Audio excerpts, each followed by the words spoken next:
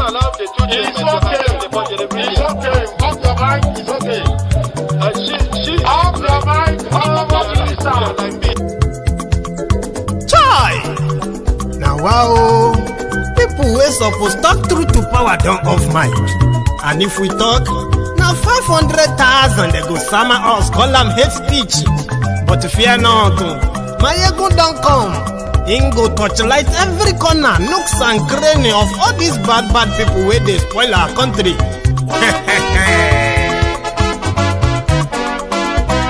So my people make we laugh, oh, yo. My ego don't come, oh, yo. My people make we shout, oh, yo. My ego don't come, oh, yo. My ego don't come, man of the masses, oh, yo. My ego don't come, oh, yo. My ego diary politico, oh, yo. My ego don't come, oh, yo. This one not the off in mind, oh, yo. My ego don't come, oh, yo. And in the touchlight every corner, oh, yo. My ego don't come, oh, yo. Okay, some people be they holla say they want the power. Chai. Them be promise us say we go get light and power. Nah. Them hustle sote they can't get the power. But now they know they do anything with the power. Sure. Every day, dollar just they get the higher power over naira. See them talk say make we off mind. But thank God say my ego don't come. So my people make you ladder, oh, yo. My ego don't come, oh, yo. My people make we shout, oh, yo. My ego don't come, oh, yo. My ego don't come, man of the masses, oh, yo. My ego don't come, oh, yo. My ego diary politico, oh, yo. My ego don't come, oh, yo. This one not they off in mind, oh, yo. My ego don't come, oh, yo. Person where they do evil, no one make person talk. Them say that my yegun, that man too they talk. He too they talk. Say my yegun diary, he they hot like pepper. But every day then they take money in bulk. Woman picking, they the street they hawk. Still them talk say make we no talk. But thank God say my yegun don't come. So my people make you laugh, oh, yo. My yegun don't come, oh, yo. My people make you shout, oh, yo. My yegun don't.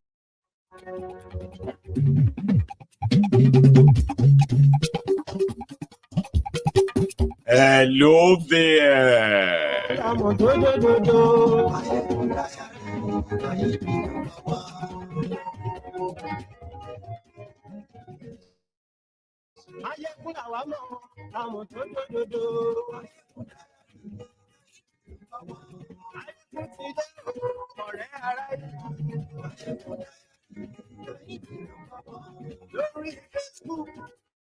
Good morning to you, good afternoon to you, and good evening to you from wherever you are joining me from. It is Mayegun Live.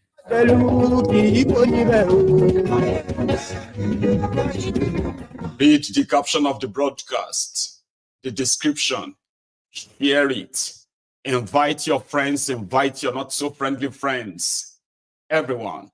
Just tell them that Mayegun today.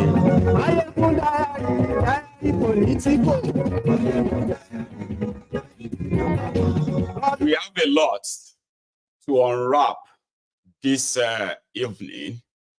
So before you get yourselves busy in the comments, section there, typing, share the broadcast. Tell those who are supposed to be here. Me say. Mayegun today.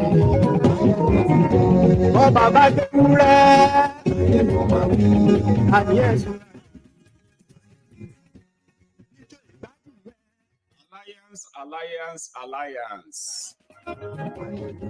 You dear Templars. You remember we have said something similar to this in the past.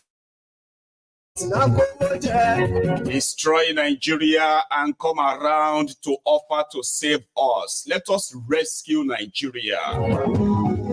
This time around, the same people who wanted to rescue Nigeria in 2015, half of them, they want to rescue Nigeria in 2027. And Now they have dragged Obi into it, so that makes it more interesting. Saraki. And yes, Saraki. Want to save us.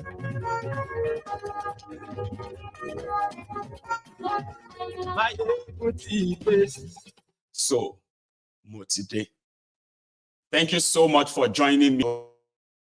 You are watching. It is Mayegun Live. For those who are watching it live, we want to have, again, political conversation. This time around, I would advise that you should listen to me with your mind intact, not your emotion. You are going to need it. You see, when they want to play you, they don't tell you the whole story. They won't give you the whole picture. But it's always better for you to watch Mayegun. I can put 1 and 2 together. I don't have to make up anything.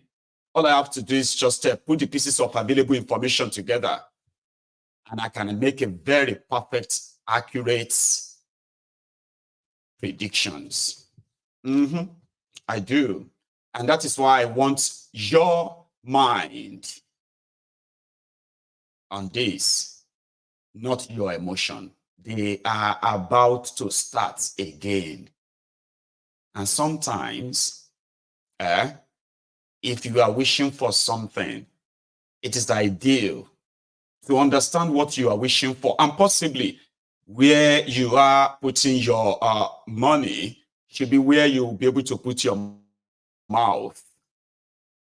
They are about to take advantage of the destruction, the consequences of the destruction they brought upon Nigeria 9-10 years ago. They want to take advantage of that to say, we want to save you from the calamity we brought upon you. Right? So you have to be very careful. You still have to make the decision, you know. But it is always great if you are making these decisions when you are well informed, so that people don't take, or these criminals don't continue to take advantage of your vulnerability. Are you with me?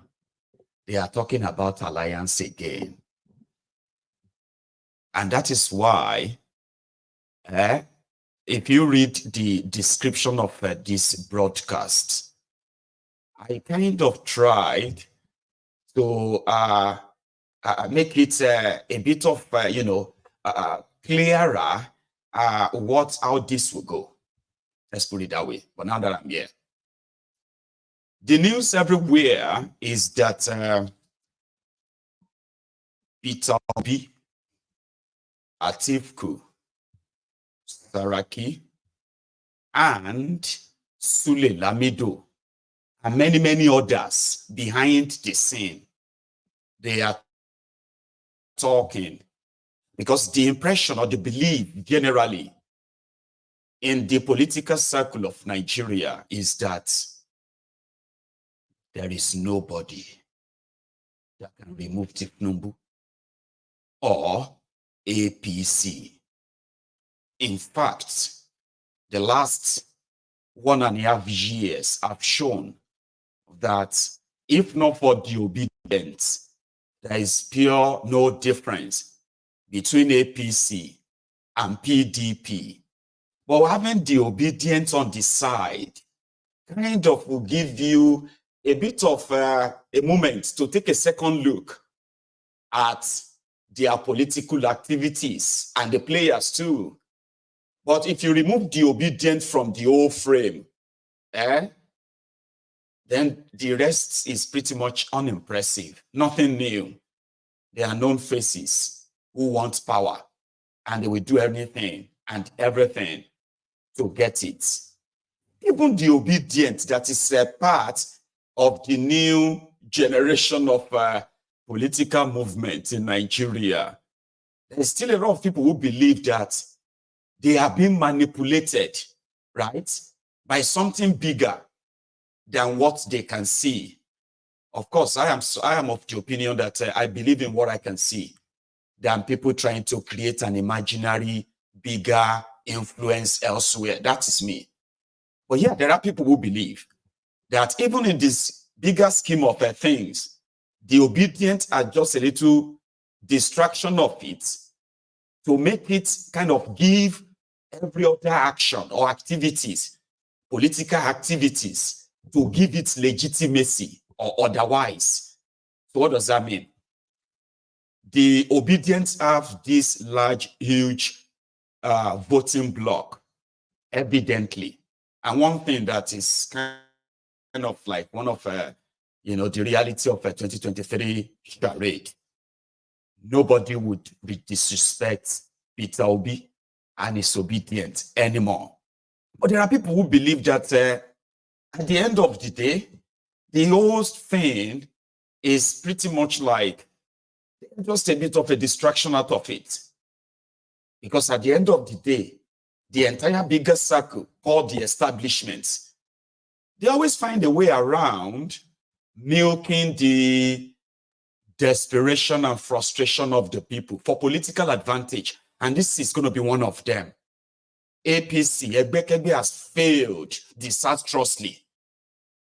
But APC, Egbekegbe, won't be in power in Nigeria without the massive influence of Atiku and his co-travelers. Now, they might have come back to say, oh, we regret this. No, that's not just the only horrible things they did to Nigeria. They participated in fleecing Nigeria for 16 years, 16 solid years, to pave way for what APC, Egbekegbe, came to legalize. People destroying people couldn't protect Nigeria. They couldn't protect the Commonwealth of Nigeria. They could not improve the, the living standard of Nigerians. Corruption was the order of the day. But you know what APC have done? Where they came in to come and legalize all those things. Terrorism is legal. Corruption is legal. Impunity. And all those, right? They are all legal. Disobedience to court order. Disobedience to court. They became legal. Things that people would frown at before, they became legal. There are so many of them, they are still forcing to force down the throat of the people. But they wouldn't have happened at all. There are people who believe that, people from the school of thought, that this would never have happened if Atiku did not become so desperate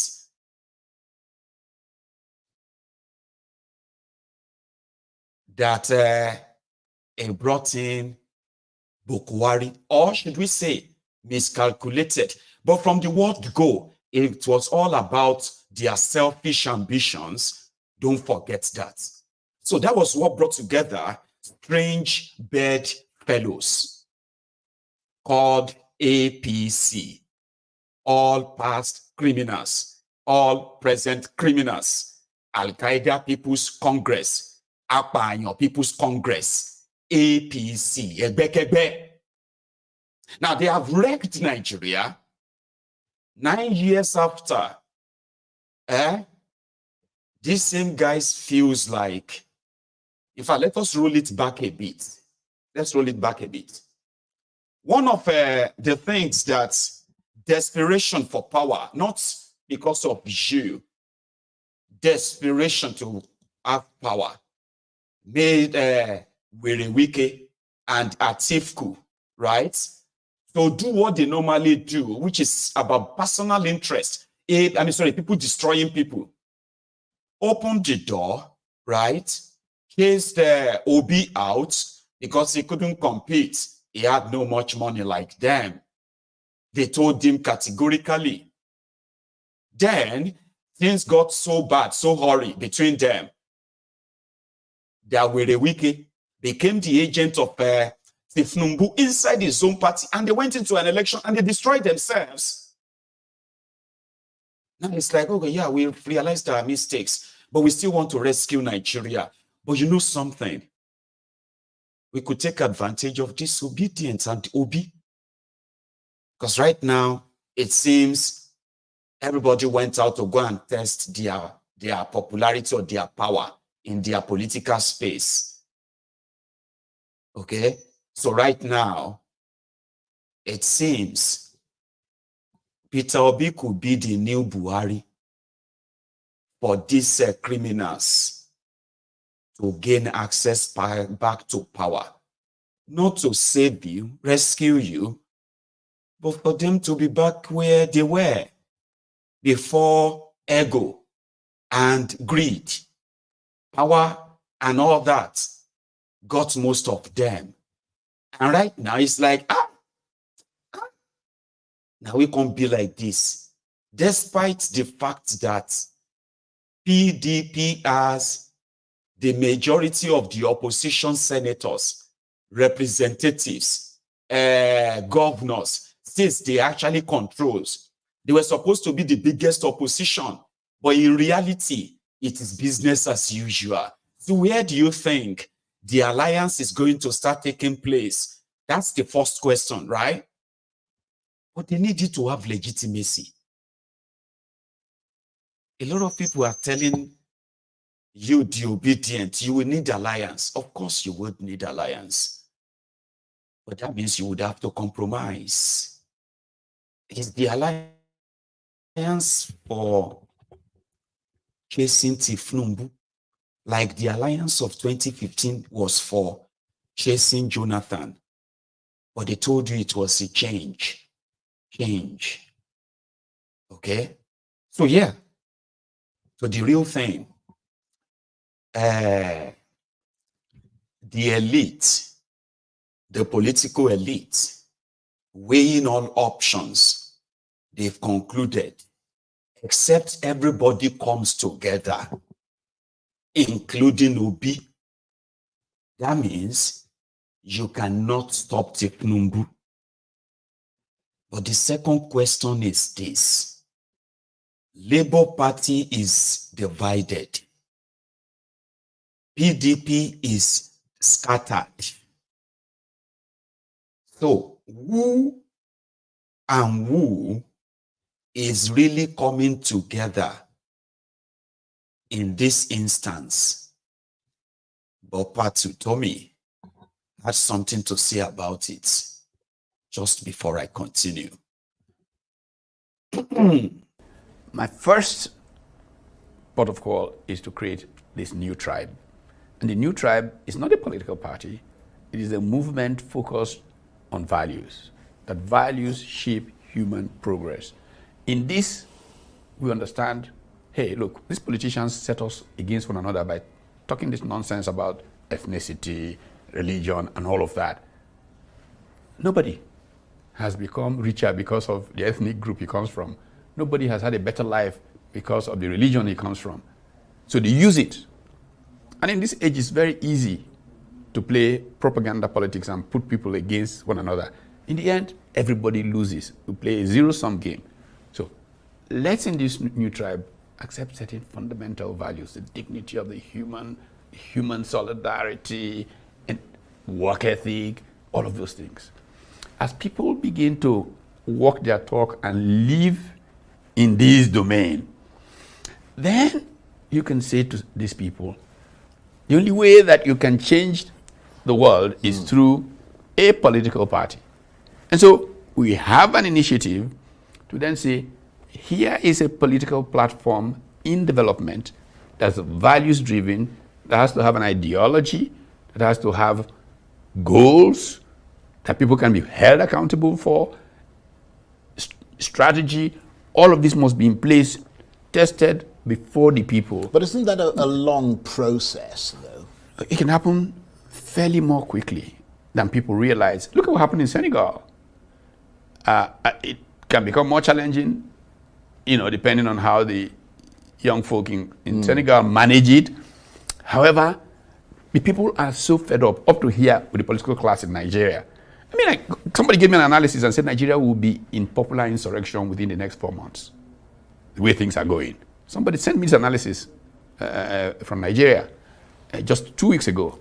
And I'm saying to myself, We've got to stop our country. So let me be clear on what is going on, because everything we've read so far suggests that you're trying to bring the existing parties together into a mega merger.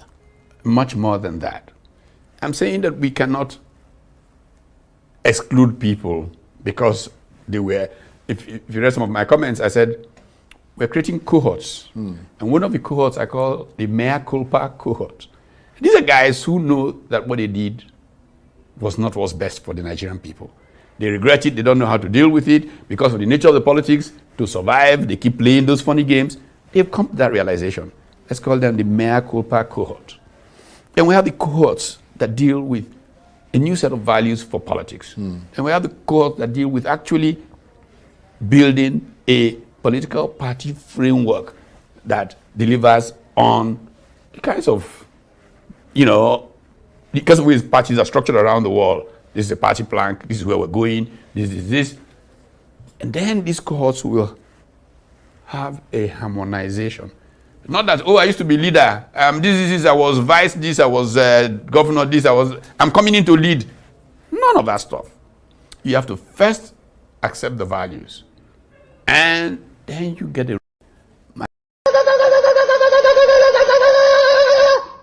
He has no job.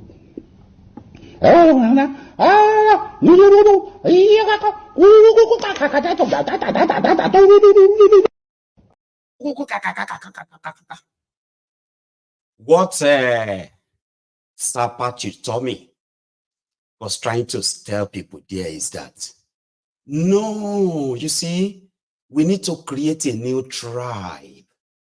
People are very upset with the politicians in Nigeria now. Yes, we are. All of you. Okay? So, we need to create a new, there will be some people that will come together. There will be cohorts. And there will be another set of people who are going to now lay down, the principle for this new tribe. Okay? This is how we're going to be doing things. This is going to be our, objectives, aims, like that. Then they will now harmonize everybody. So there's nothing like I was a vice president, I was a former governor. No. Everybody is equal. Zobo ni. Party Tommy, imagination will go finish you. But to be honest, right? They believe, like I told you, that at this point, there is no point in pointing fingers, okay? Everybody have to come together and bring whatever crookedry they have. But let us before I go deeper myself, let me tell you what they should do before some of you can take them serious, or else enjoy the ride of the tomfoolery. I will be here. When the rest of you are going to be screaming, United Nations, Saba, and all the rest. If you go into any election with them, listen, this is what you should look out for. I agree, let them have, in the context of the one Nigeria, okay? I agree that they should all come together as the people who sort of destroy the place. But not come together to say they want to come and save us. No. Far from it. Of course, they need to atone for all they have done. And that is, Peter Obi, for example, has recorded 6 million votes of voters. They recorded about 6 million as well for Atiku, Abi, 7 million. Put all of them together, that's going to be like about 14 million. Now, 14 million human beings are currently trapped under the Tinubu and this rotten, fake, rigged system. So what is the solution? The first step, after they have all come together as they are planning to, they will now call all of their 14 million voters that there is going to be a national shutdown until some certain demands are met. What are the demands? Before any election, before they will participate in any election again in Nigeria, what are the demands? All of you, 14 million of you, you will be ready. You will be mobilized from all over, everywhere. Others will join you for free. Maybe that will make it about 20 million. That can make it the biggest political protest ever. And you can now start making the following demand. Number one, the Constitution of Nigeria is not from Nigerians, those who are trapped inside Nigeria. So the first thing first, all of the members of the opposition National Assembly members, they will not only submit, a memorandum that is going to be representing all of these guys who say they want to come together. You mobilize all your friends in the National Assembly. That now they have to draft a new constitution for Nigeria. The one that actually comes that you will say a memorandum from the people themselves. Now, in that same new, your new constitution that they will draft, once they begin that, then you can now call for national dialogue or national conference, whatever you want to call it. Don't leave the outside, though. 40 million of you or 20 million people, right? Days, weeks, months, they can fund it. And around that time, within that same struggle, let people elected, those who are going to go to the national conference, and then go debate what should be inside that constitution. Inside it is where we are going to decide what type of government should exist and how the entire Nigeria, those who still want to be part of it, under what condition and what approved condition. I'm saying, let everybody kind of agree they still want to be part of this contraption. Under what arrangement? Now, under that arrangement, you can now produce a national constitution, the first of its kind, which will state out how elections should be conducted, who should be in charge, how people should emerge, all those things, and from where to where. Now, you see that 40 million, you can shut down Nigeria for the next 6 months. You will get all of this done. Then I'll begin to take them serious. Or is that too much? That cannot happen. And you can continue to deceive yourselves. They will play you. They will use you. And I will be here to cover it all. So what they are doing right now is that Saraki, Sule Lamido, the thief that stole Jigawa, Sule Jigawa, that looted Jigawa so much that his own children are standing trial for corruption right now. And they've been standing for it since he left office years ago. At a point, Obasanjo was going to make him president. That was what destroyed PDP. In case if you don't know, Sule Lamido, he was the Obasanjo's anointed candidate for 2015, where it was said Goodluck Ebele Jonathan only agreed to do 1 term, to complete Yar'Adua's term, and the power will go back to northern Nigeria. So that was the plan, but Jonathan reneged. Jonathan wanted to go for 2nd term. Obasanjo was pissed off. Sule Lamido, who was being groomed to be the candidate of PDP, was never going to be a candidate or president. Obasanjo tore his PDP membership card, opened his door for Boko Haram, Tinubu, and the rest of the jihadists and then other criminals to walk in, hoping that he could use them to remain somehow relevant politically, a godfather, where he wrote a letter before it's too late to Jonathan. Change your mind now. Don't contest. Give the ticket to Lamido, or else forget about it. The rest is history today, but that's actually how it all happened. In 2023, the same Sule Lamido was one of those who said, if Peter Obi gets 1 million votes, he was going to go to exile. But the guy no go exile now. Okay? So you see them in the video where they are like, it's like, thank God is here. So that you saw Obi with Atiku is because the likes of Patrick Tommy and others, They are trying to create what they call a new tribe, bringing together all these heavyweights, hoping that they will be good enough to take out Tinubu in 2027. And they are going to take you on that ride.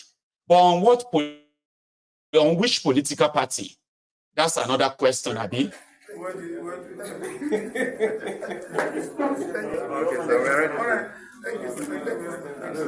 Okay, my brother.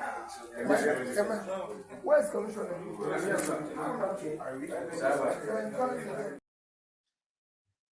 So the next question is, which political, some are saying that they are asking Obi to come back to PDP. No. You are not listening. There is no PDP. You see, the idea these guys are bringing together that they believe is going to be easily sold to you, the obedience, especially, is that you will rather see Obi and other guys appear on a neutral platform that they can call mega something, mega this, mega that.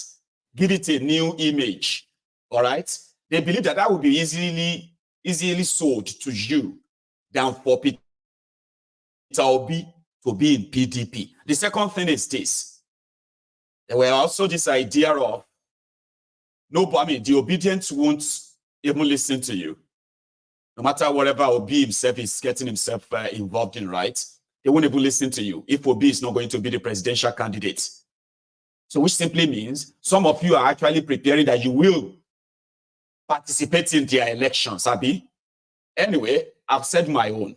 Now let me come back to your world and exactly what they are doing right now. Because my own solution is probably ordinary imagination that can never happen. They will never do that, Abi. No, they won't. They won't, they won't mobilize you to face them. Fight enough to have a little bit credible platform to run an election. The entire institutions in Nigeria have been compromised, from the police to the INEC, to the military, to the judiciary, all of them.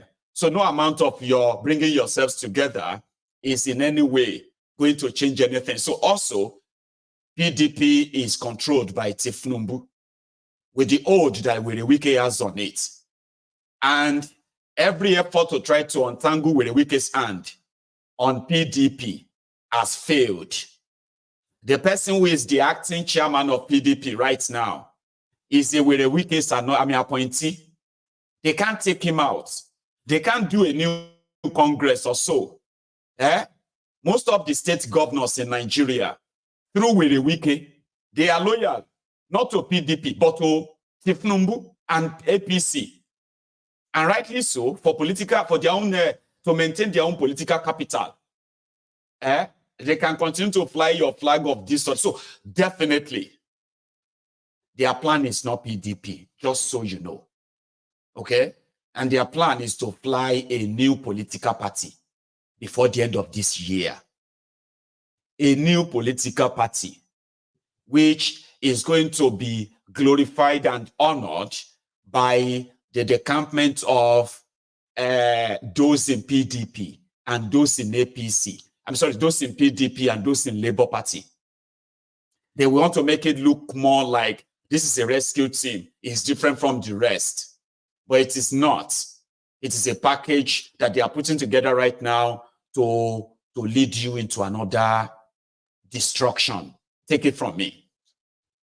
But anyway, the plan is that the moment all ideas and all that is sort of packaged enough, money mobilized, there will be a declaration that is going to possibly be the next talk. So PDP is gone.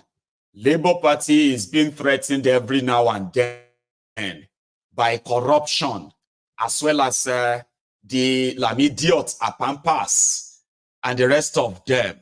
So a lot of you, the obedient, have publicly said, your political party is Obi, wherever he goes, you go. Now here is my advice for you. I have actually said this to the Abobakus themselves before. This was about like 8, 9, 10 years ago, where majority of them were to some extent believing that the likes of those who destroyed Nigeria, they were coming together to rescue them. So it doesn't matter what they have done. It doesn't even matter what they are doing. As long as the person who is there right now is gone. Now that is your vulnerable moment. The people you want gone, they will end up in the same ship you are building. The entire system has to go. And that is why I kind of proposed what I proposed. By proposing that, number one, the desperation to want to be the president of Nigeria would die. Then also, the idea of trying to come and control any part of Nigeria from wherever you come from will also die. Now, people can actually control their own affairs. And their same constitution that I'm saying that can be produced from this process, right? That same new constitution will make it easier for you to actually organize your own referendum in a democratic setting. Now, but it's going to be a long shot. The owners of Nigerians, or let me say all these one Nigerianists, they do not really hate what Nigeria is. Majority of them just don't like the fact that they are out of those, they are out of the space of those who are doing this to you. So if anybody knows that the way this Nigeria is against all of us, a new system that is kind of built by the people themselves is urgently required. If anyone believes that they can build a better country in this rotten system, they want to dupe you, and they will do it again and again and again. And that's what these guys are up to. But because of the kind of people they are dealing with, and because of my own understanding of their political, their political landscape and all that, I just say one thing. And that's one thing that I wish will happen at the end of the day. It is for Tinubu to double down. And this, your alliance or coalition is trounced enough that you won't be able to take the rigging.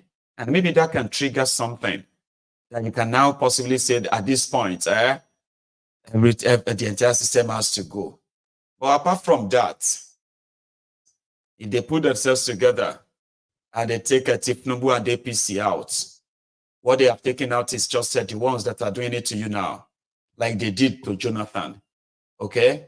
To pave way for the one that will do even worse. Because it is not just them, it is that rotten system. Because see, as you have a Tinubu in Abuja and the rest of all the rogues with him, you have you have another 36 of Tinubu scattered all over the entire contraption, doing exactly the same thing at a small scale there. The system has to go. It must be crumbled. It must be destroyed. Any coalition that is not after that, for thinking they could pull forces and then let the best rigger win in a system that is so rigged and corrupt beyond just who is your president alone, including who is actually your counselor. So the entire system has to go. It has to die. Anyone planning any recovery or any rescue mission on this rotten system is a fraudster. And I warn you, I warn. Okay? So let's go to the next one. The next one now is that of the Rivers States, where Werewike is also featuring. Yeah, Simfubara, the stooge governor of Rivers, who has now told all of us that the jungle has matured. The jungle don't mature. That's what he said. That wherever Werewike thought, whoever Werewike thinks he is, right, it will be put to his size. And a lot of people have a lot to say about him, though. Okay, so he now called Werewike, Baba, Gary eating rats. Gary eating rat. So Werewike is a big or a giant Gary eating rat. According to Fubara said Werewike is using his position as a federal minister after cornering all of the federal appointments due to Rivers people or Rivers states, he cornered them to himself, shared it among his loyalists, that Werewike continued to use that same office to deny Rivers States, to deny Rivers State the support of the federal government. He said it. So according to him, he said, the federal government of Nigeria under Tinubu is not fighting them, but a Gary eating rats, Werewike. I'll show you that, okay? But let's introduce that to you first.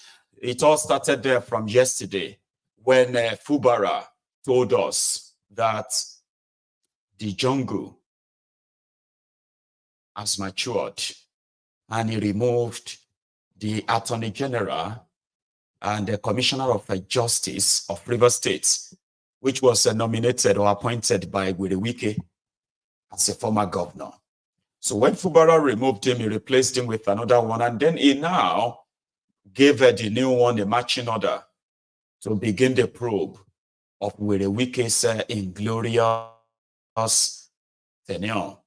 And according to Sim Fubara, he said, you see all those commissioning, all those videos of this and that, majority of them, they were commissioned on unpaid debt.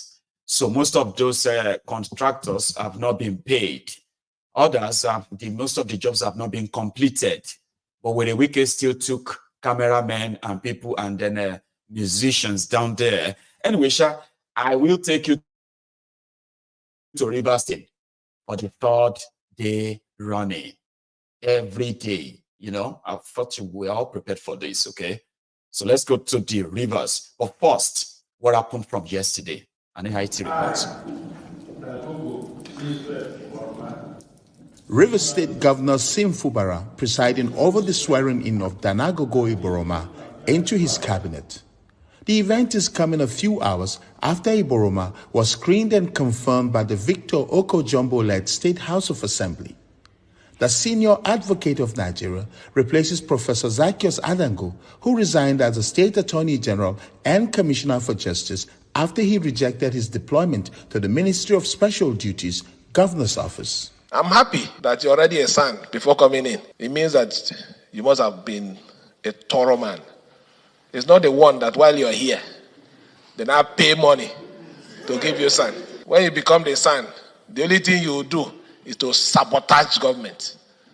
Instead of you to close your mouth, you go publicly to tell people that you're the chief law officer. Chief law officer, you were here, you went to stand before a magistrate court. At that time, you didn't remember that you were chief law officer, going against the ethics of your job.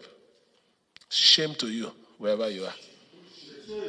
Like I said, you will get your reward, not in this world, in this world.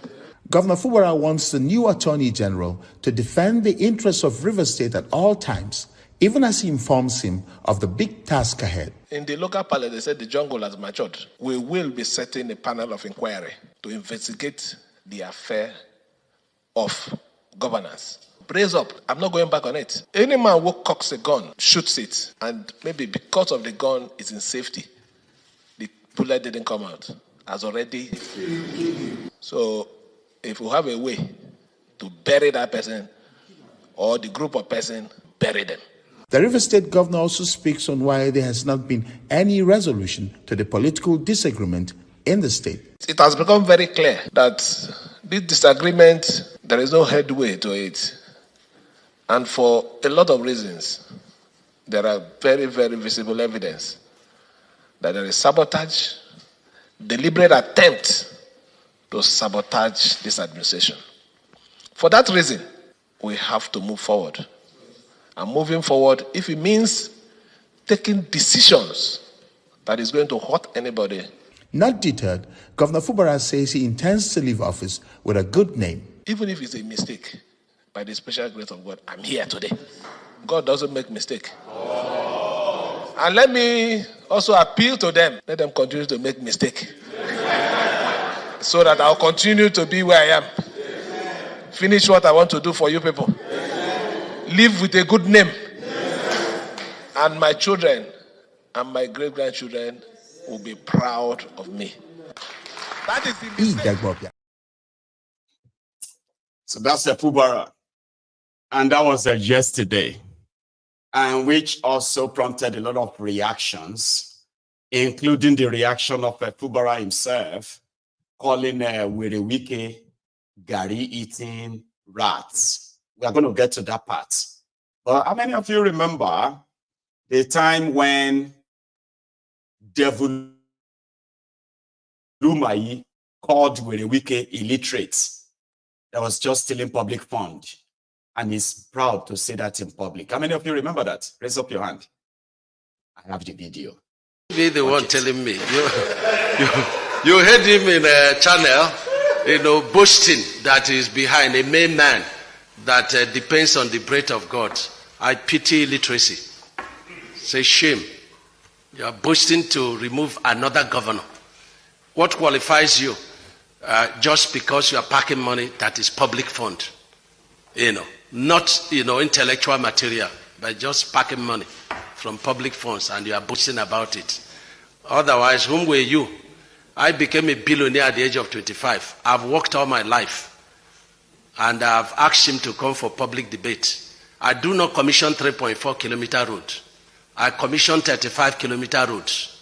I commission twin flyovers running to 1 kilometer.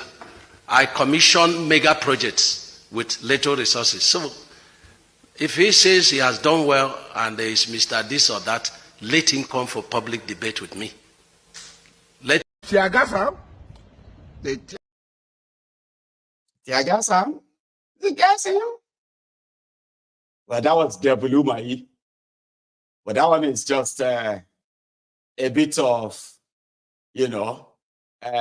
sort of a brag, ego, and emptiness all mixed in one, because they are now together as ministers of Tinubu.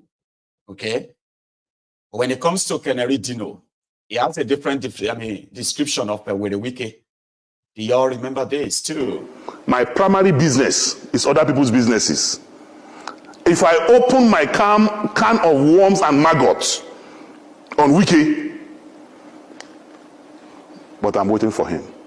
His territory that he's trying to practice is my own primary constituency, and I'm waiting for him. He's a pretentious character, he's a liar, and he has no integrity, no iota of integrity.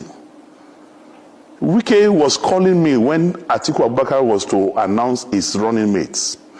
I have he said more. But because this is going to be so interesting, if you are watching it like a full package. So that's why I'm putting these clips in one after the other. Okay? Still talking about Wirewike. Do you know who they're talking about? This man. To relent. That's why I said don't touch River State. The day you touch River State, you will begin to have problems. I have no doubt. All those who are scheming against River State, just watch how they will be having problems. When I hear people declaring for APC, saying that they want to continue the good job of Mr. President, the good job of people dying every day, the good job of Naira falling every day, I feel so ashamed that we have gone to the level where sacrificing, people will come and say, look, I want to continue the good job of Buhari. What is the good job of Buhari? Of hunger is a good job, of poverty is a good job, of insecurity is a good job, of the economy falling is a good job. It's such a shameful thing. Only one person can be a minister from a state. I will not be a minister. I will not. I will not. I'm not a liability. So everybody will have to be careful. You give somebody an umbrella, the next day he defects. I will never leave PDP. I will never disappoint PDP. If I disappoint PDP, I will never have peace in my life. To relent. So that's the man they are talking about. Okay? Wirewike. And he's pretty much like a madman indeed. But to him, it is politics of survivor. Man must survive.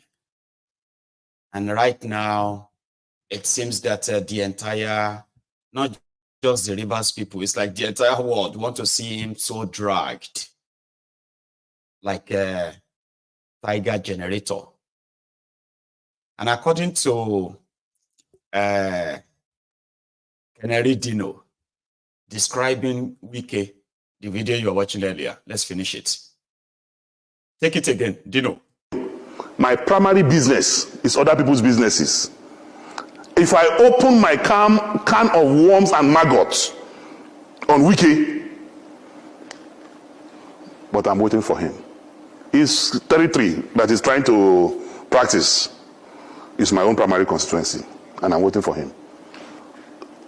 He's a pretentious character, he's a liar, and he has no integrity, no iota of integrity. Wike was calling me when Atiku Abubakar was to announce his running mates. I have records and I've printed it out and I'm waiting for him. He called me 19 times in 2 hours, begging us to convince Atiku Abubakar to make him the vice presidential candidate. So when I see him lying on TV, because of the south of this country, because of southern Nigeria, the reason moves to south, you that were lobbying us and begging us, promising us heaven and earth to convince Atiku Abubakar to make you vice presidential candidate, to the extent that he was at the airport. I have a video. He spent hours in the airport waiting for me to call him to say, Atiku has picked you as a... He was at the airport here, waiting, calling me. He was calling me, my brother and friend, who is were in the Senate together, was also calling me that day. I have witnesses. I even gave the phone to Abdul Ningi to speak with him. I gave the phone to Senator Zamiri to speak with him. He was begging all of us, promising heaven and earth. Atiku should announce him. It was around 1 or so that I told him, Oga, nobody will give you vice president. That was when he left and then flew back to... So the man who was so desperate to be vice president, because you didn't get it, you now started a southern agenda. I don't believe in such unprincipled, zero integrity character like Nyesom Wike. The man, Wike was the one who brought Ayu. Wike was the one who sponsored Ayu. And that was why Wike made all the governors to endorse Ayu. That's why there was no election in the national chairman's office during the convention. Ayu was unopposed. Now you are saying Ayu must go, you want to go to the south. Maybe because of the alcohol he took. Maybe he thought Ayu is from Abia State when he was supporting him. Because Ayu is from the north. You are the one that brought Ayu. When did you now realize that Ayu is a northerner? But he was doing that time to satisfy his own selfish ambition of becoming the presidential candidate from the south. So he doesn't want the chairmanship at that time to go to the south so that it will not affect his ambition of becoming president from the south. So he pushed the chairmanship to the north and thinking he would be able to bribe Ayu to produce him as the presidential candidate. When Ayu refused to do the wrong thing, then Ayu became an enemy. Is it not the same Wike that removed his brother, his mentor, Prince Uche Secondus, as the national chairman of the party? If you love the South so much, why did you remove a Southerner to bring a Northerner? Today you are saying chairmanship must go to the South. Was the chairmanship not in the South? Was it not you, Wike, who went to court, who did everything, expelled him from his ward? So a character who is not stable like that, who is influenced by alcohol and other things I don't know, should not be taken seriously. My of our greedy leaders. Oh, Thunder, where are you? This is the time you are supposed to strike, so that you eliminate all of them, so that you have peace in our nation. Or join them in one aeroplane, so that it will crash land in the course of their journey. Furthermore, our security agents, i.e., the police and of our greedy. So where the Wike is sort of, he has a symptom for failing or making mistakes. Because where the Wike wanted to be president, where the Wike brought in Alimodu Sheriff to be PDP chairman. When where the Wike felt that, no, again, he brought in Uche Secondus. When he now felt like Uche Secondus is a Southerner, he decided to go and bring in Ayu. So when he discovered that he's made a mistake about Ayu, he now went on to want to bring another person. That was the moment where the Wike now felt like he had to fight for the South. Sorry, 1 second, right? I think sometimes, okay, in the middle of the broadcast, I think the network drops.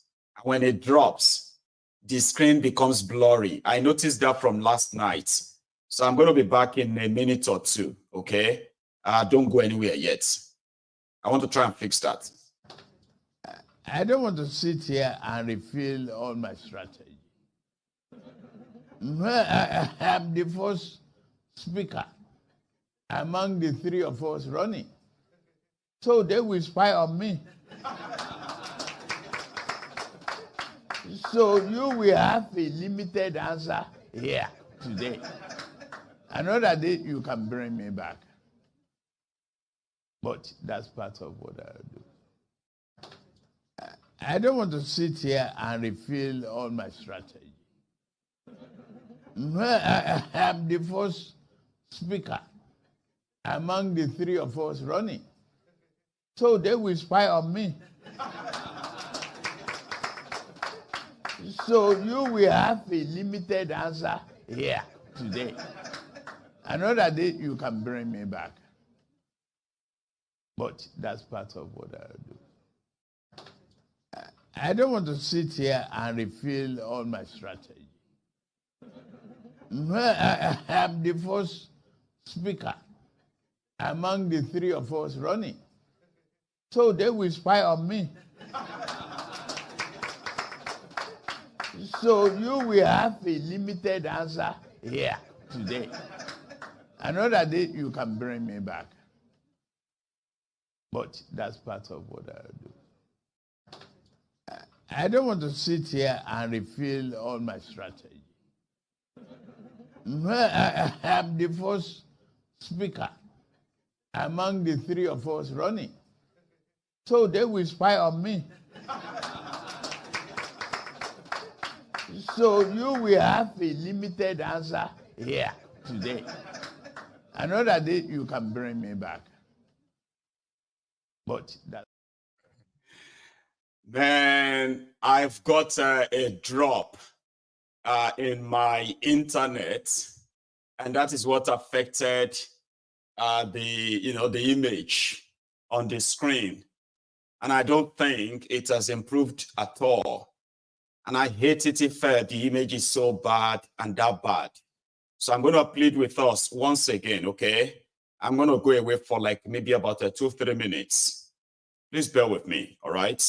This time around, I'll keep you busy with Mama Peace. Jay, help us, oh. Help us. There is God, oh. There is God, oh, God, oh, God, oh, God, oh, God, oh, God, oh, God, oh. God should descend, oh, today God will descend here. Nigerian women will not cry in vain. Nigerian women will not cry in vain. This thing will end today. My sisters, if your child lost, will you stay and keep quiet? Will you people stay and keep quiet? The president now is calling you, come, I want to help you. You don't want to appear. Will you agree? No. Now the first lady is calling you, come, I want to help you. Come to find your child, your missing child. Will you keep quiet? No. Child, there is God, oh. There is God, oh. The bloods we are sharing, there is God, oh. There is God, oh. There is God, oh. There is God, oh. There is God, oh. It's okay.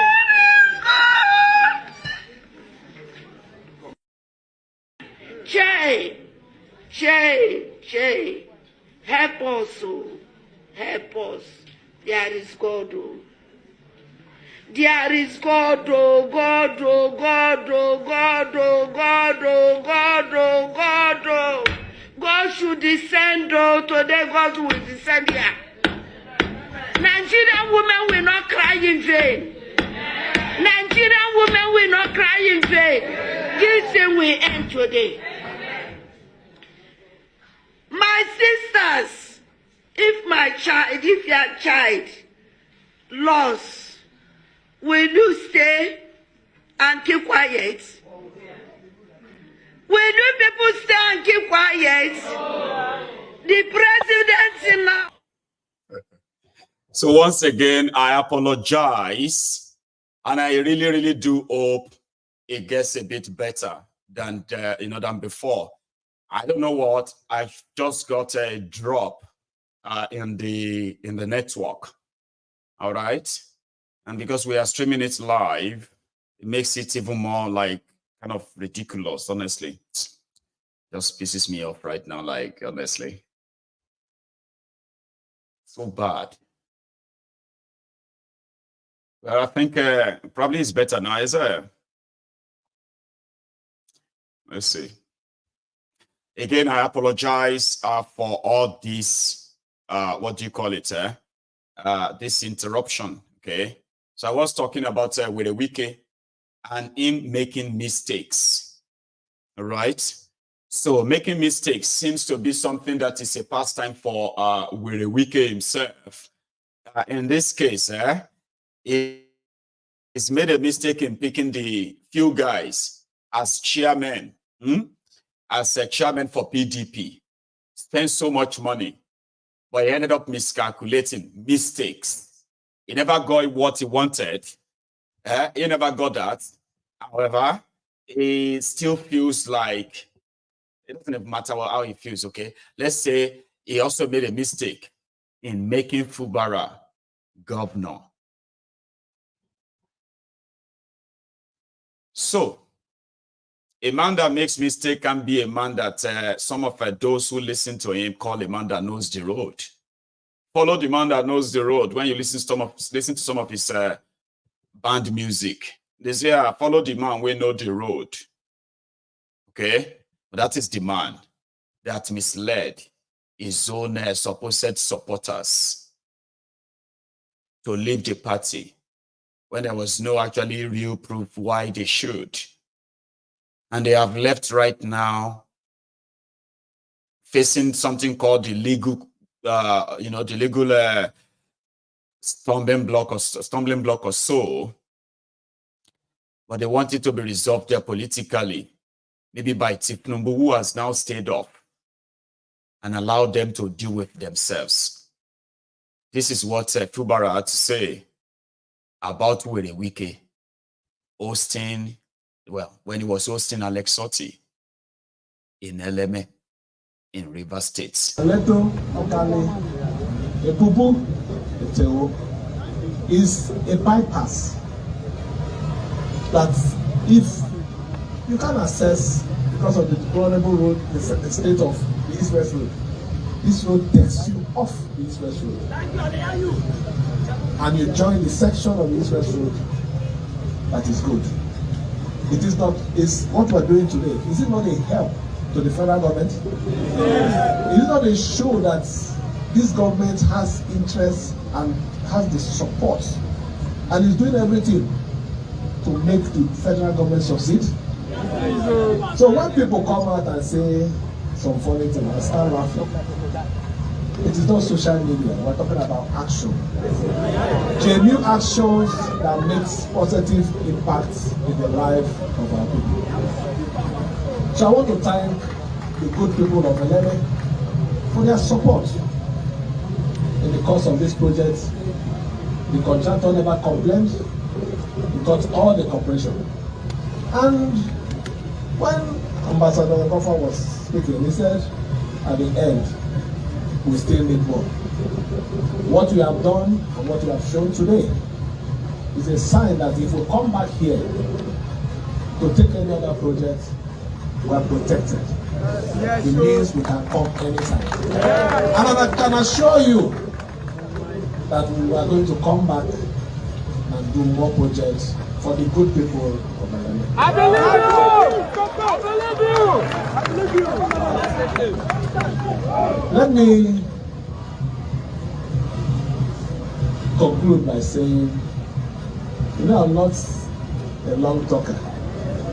Although the few words that I will say, internet will be in trouble.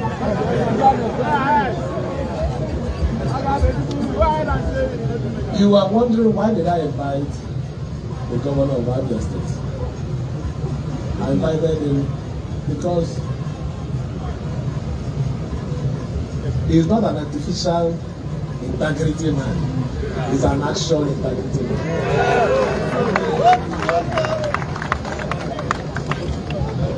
He's not the one that will gather to talk because they don't just want to talk. He's a man who came in the face of difficulty and challenges, just like we have here. He's making impact in the life of the audience. You know what it means? I heard somebody saying, when we came on board, we were fighting federal government. Federal government did not use any instruments in your state to frustrate you. Our scenarios are quite different. If we are fighting federal government, it's a different matter. We're talking about federal government that is giving us support, and the rat in the house that is eating the bag of curry. So you can imagine such situation. Huh? But we have already said their words.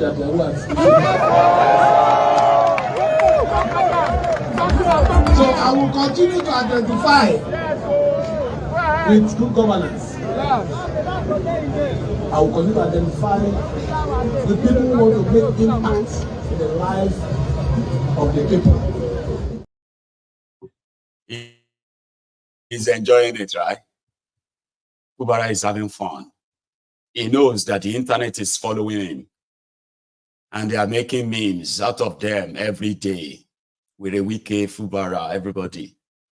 You know, he said, you know, I'm a man that doesn't talk too much.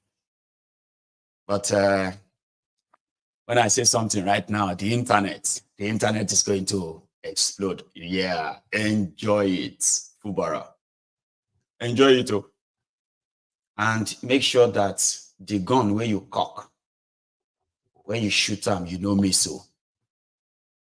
If you do mistake, go do any reconciliation or something again, they will have you for dinner. I promise. So if you are enjoying this whole attention and all of that, it's because a lot of people believe in karma. Somehow, they believe you are the weakest scammer. Okay? You are a scammer. The karma that was once declared wanted and the 57 others. Okay? Because they helped with a wiki to loot over 435 billion naira of River State money. Now that Fubara is the governor with the Otapiapia, and they want to give the Otapiapia to the rats that is eating the bag of Gary, he better do them now and make sure say no miss. So according to him, Wiki left the state in debt, and most of the projects are uncompleted or unpaid for, that his government is now paying for. And like he ordered this Commissioner of Justice, the Attorney General, to probe Wiki's government. I bet Fubara have so much evidence to present to the same panel to make their job easier. If Fubara can just, what he can show to the EFCC, if Fubara can give that to that probe panel and use them to expose how Wiki stole the 435 billion and how over 800 billion naira of River State money was squandered by Wiki in 8 years. Fubara can make it work for the atonement of his own sin. If he is actually serious, this will be the best time. But listen to him talking about how Wike left the state. Contractor said, you know, there's a way they speak. Chon, there's a chon, some of the chons used to go out wrongly. This road is not when completed. Thank you. It has been completed. Please, it should be noted. And for the record, it was awarded to CCCC as a contractor. It was awarded on the 14th of August. And I believe 14th of August was not I. It was this administration. I also went further. Because as we're going now, we'll be going with a white paper to show record and amount. This project was awarded at the cost of 6.7 billion. And I can say boldly that no kobo is remaining. We've paid the contractor completely. The purpose of this is to let the world know that if there is one problem this administration has, is debt. Most of the projects that have been commissioned, they are coming for their balance payment, and it's running in millions and billions. I've said I don't want to talk. I don't want to talk because I am part of that system. But when you keep pushing me to talk, I will say it so that they will see the nyash of the fowl.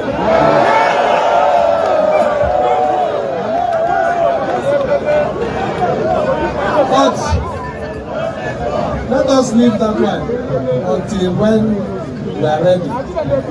We will also be ready. The small one we are doing now, they are not sleeping. I wonder what will happen when we do the big one. Okay. John is you don't want to talk, you don't want to talk. Talk, because whatever you say, we go believe you. Because we believe that because somebody like you will know where the wicked very well. You may be saving the unborn generations of Rivers people, so that they won't be born to come and begin to worship a criminal like where wicked and possibly yourself as a hero.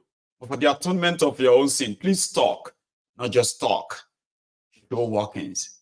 Show workings and give us documents. Let me have a look for that too. Because very soon now, you will start seeing documents flying up and down. And then Tinubu can protect with the wicked. And as they are saying right now, Tinubu is staying away from all of this. Let them deal with themselves. Deal with the wicked. Can't hold the leash, or the leash is on them. I just said, what? Like that. What? That's exactly how Tinubu is dealing with them. If for with the wicked has his way, Fubara will be history. That's what this guy said. Talking about the plot to remove Fubara and why. Now let me say this. 1 year ago, one man who is now a living corpse, if you see him, you will know he's already dying,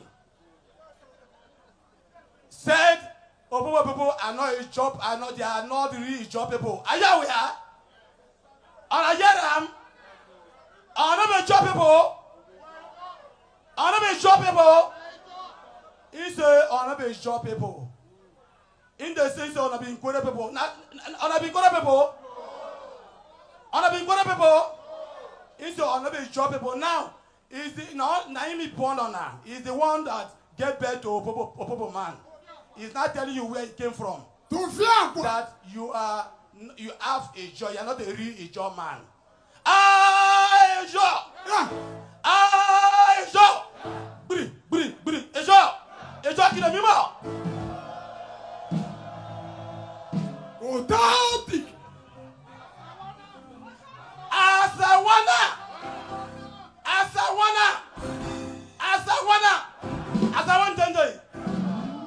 want Dende.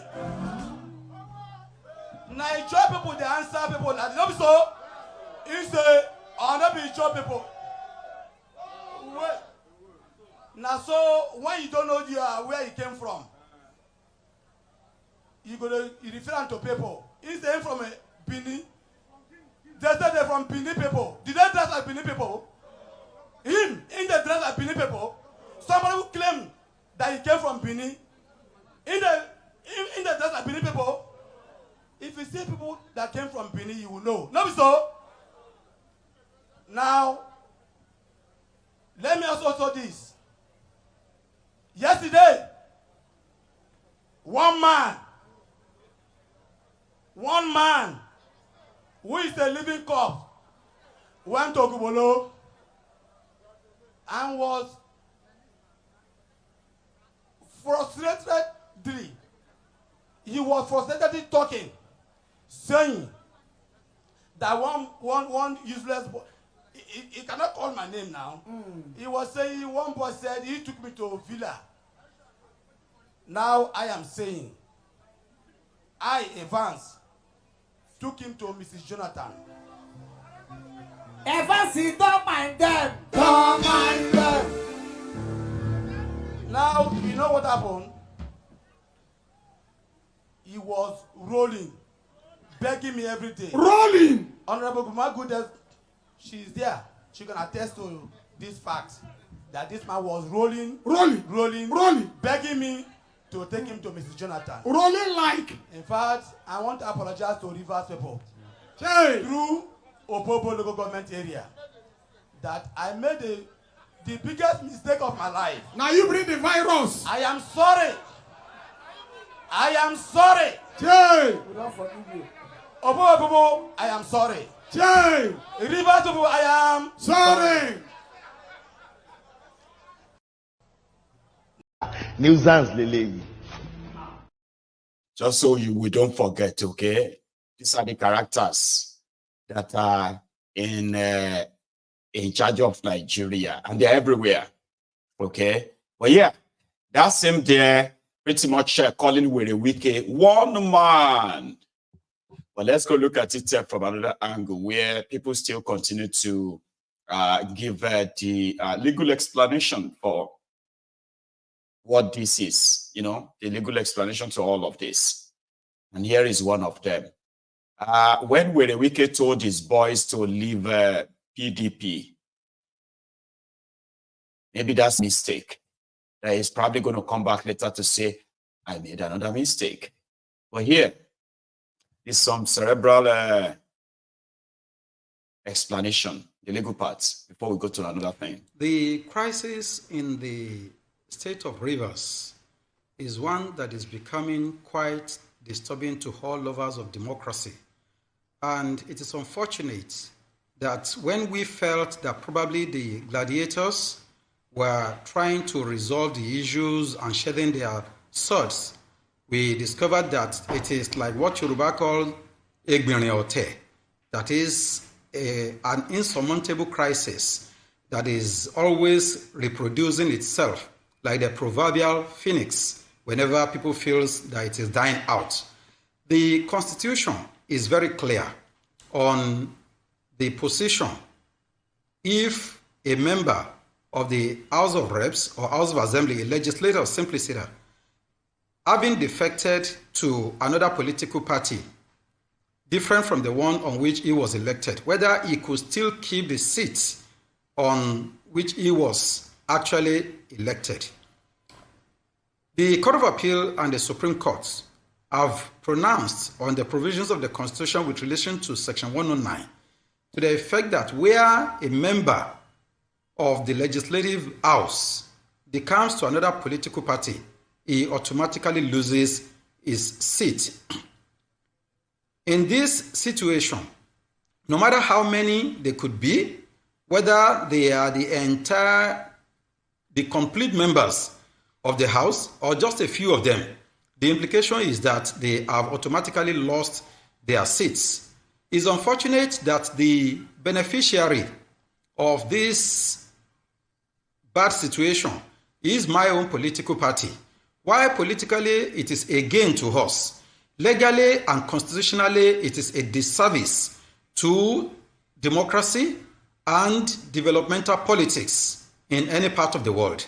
For a member of the legislative house in a particular country or state to decamp from the party on which he was elected to another party while still serving in the House of Assembly. Having made this clear by the decisions of the Supreme Court on the impossibility of keeping the seat, the implication is that the 23 members have forfeited their seats. Any other interpretation that goes contrary to the decisions of the Supreme Court and the Court of Appeal will be an aberration. We must be loyal only to the Constitution. Yes, while we must maintain loyalty to our political parties and support what will bring progress to our political parties, we must not use the loyalty to our party to defeat the Constitution. Ultimately, if the Constitution is defeated and Nigeria is disintegrated, there is no way we can have a political party that will still be functioning. And I think that is one thing that all the gladiators must realize in this situation. There is no other interpretation we can give to it. However, on the other hand, the decision or step taken by the governor of Rivers State, His Excellency Fubara, by taking the House of Assembly, the seat of the House of Assembly to the government house, may be said to be unprecedented because there is a particular structure, there is a place that is built for the House of Assembly to sit. The House of Assembly cannot sit in any other place as decided by the Supreme Court in the case of Kojo and Adeleke, bordering on the removal, the purported removal of Governor Rashidi Ladoja in Oyo State in 2005.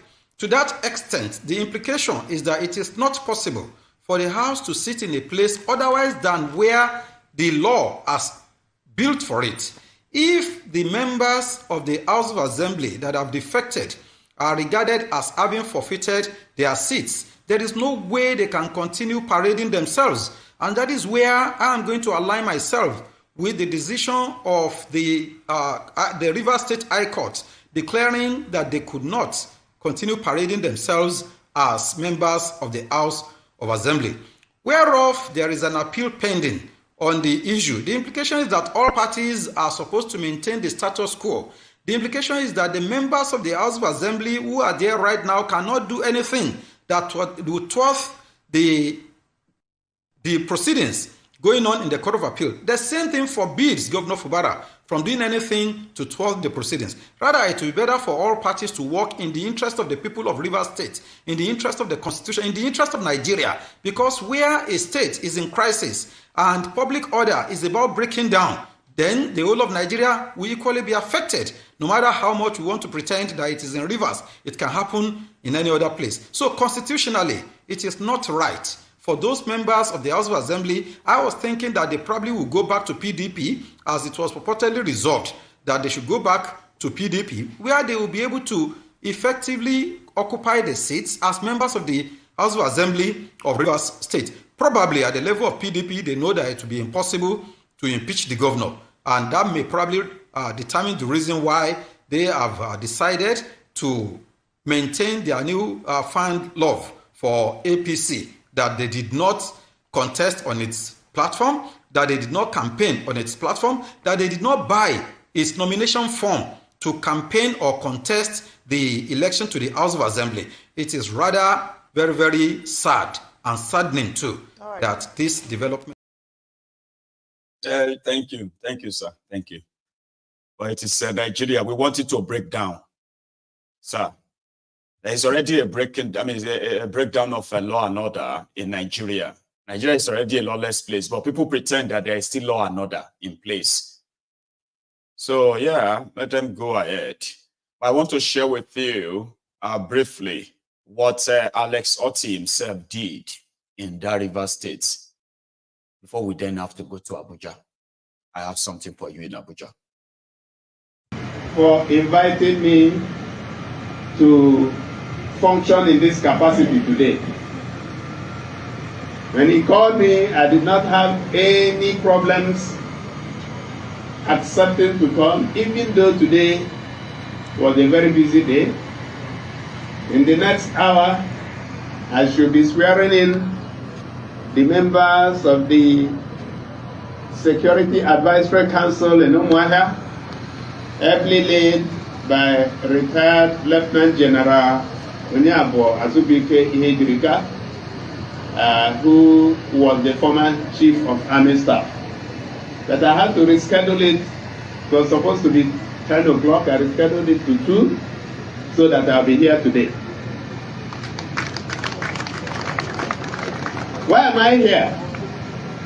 I'm here to perform the commissioning of this project, 10.98, almost 11 kilometers of road, built by a reputable company and delivered in record time of 8 months. I want to congratulate the governor for what he has done. I want to thank him for remembering this community. I want to thank him for remembering from where he came. It is very easy not to remember, but he remembered and came back. God will continue to bless you. I want to also congratulate him for the great job he's doing in Rivers State. I have always said it, that leadership is service.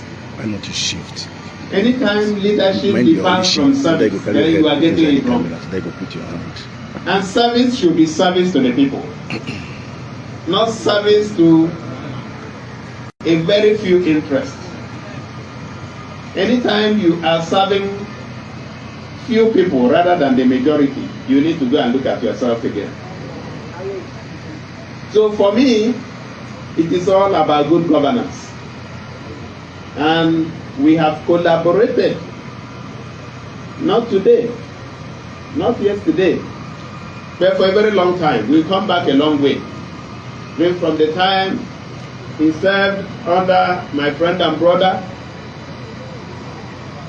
Rotimi Amechi, and then it's enough to take his focus away from the welfare and interest of the people. So I can assure you, Rivers people, that the dividends of democracy that you are seeing now is still dress rehearsal. It is early morning, and I'm sure that in no distant future we will be commissioning roads. I understand there are about 4 roads to commission today, but we are taking this one only because we have to run. So my charge to LMA people and people of Rivers State is to continue to support their government. Fair enough. Then he went on to commission the road. Very poor visual, but manager.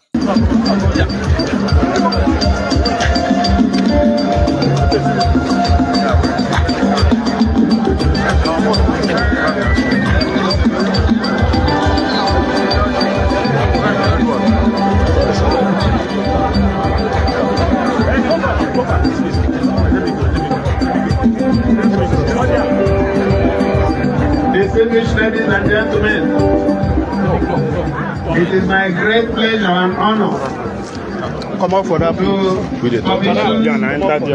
the 10.98 kilometer road constructed by the government of Simi Kubara.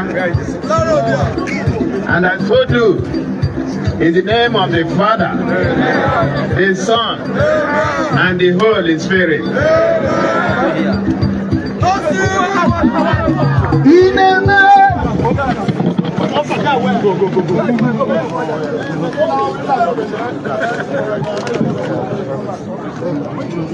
Reconstruction of the Aleto, Ebubu, Etio, Old Bori Road, executed by the administration of His Excellency Sir Siminalei Fubara, GSSRS, Fellow Chartered Institute of Accountants, Governor of Rivers State, commissioned by His Excellency Dr. Alex Chioma Oti, OFR, Governor of Abia State, on this 14th day of May 2024. To God be the glory. Amen. The national anthem. So that's how that went. Okay. And for the last time, before we leave Rivers State, that is where we have spent the last hour, just talking about rivers and what has been and what is still to be, what has come and what is still to come. But here is a clip that is already making rounds on the social media. You see, there is this part of history that because of the Nigeria genocidal war, which further led to the creation of political creation of the places we call the Niger Delta states today. So people believe that a lot of people, in order to try to avoid or hide their Igbo origin or their Igbo connection, majority of them had to change their name, tweak their names in order not to really be Igbos. And some did their best to ensure that they raised generation of non-Igbo speakers in river states, and they would rather identify as Ijo or as, is it Ijo, Ikwere, Irobo, and all those other, tribes in that axis.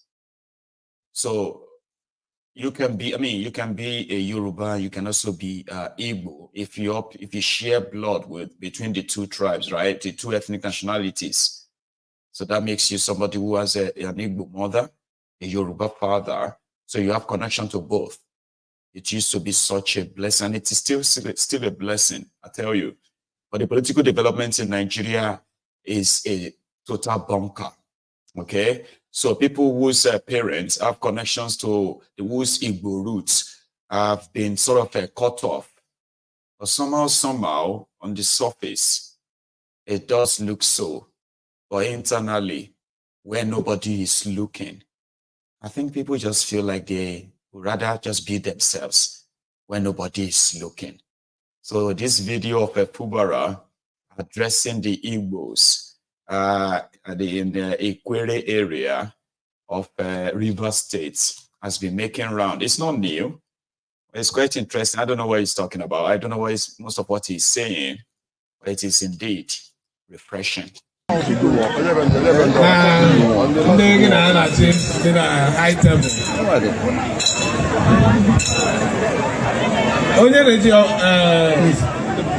Onye jikwara ọfọkwa na elekwa na afọ na China phone. I will snap you. Go delete the picture. Okay. You think it or doing now? China phone. Go delete the picture. Okay. Ndị ọdọ dị ya na nga ndị isi ere awọdị nga ndị inyem ndị isi ụmụasa awọ. I'm not talking now.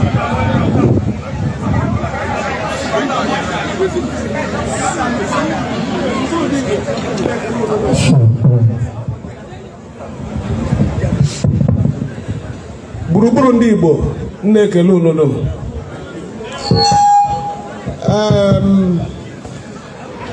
The party chairman kwuola ọtụtụ ihe here. Nke m kwesịrị ikwu o werela kwuo. Maya adịghị ngekwu ya egbe. But when isi njem a bịara taa dị very important. Ọ ga-adịkwa mmasị nkwutugwa one or two things. Ụmụnne m, ndị nwe m na ndị nwe here.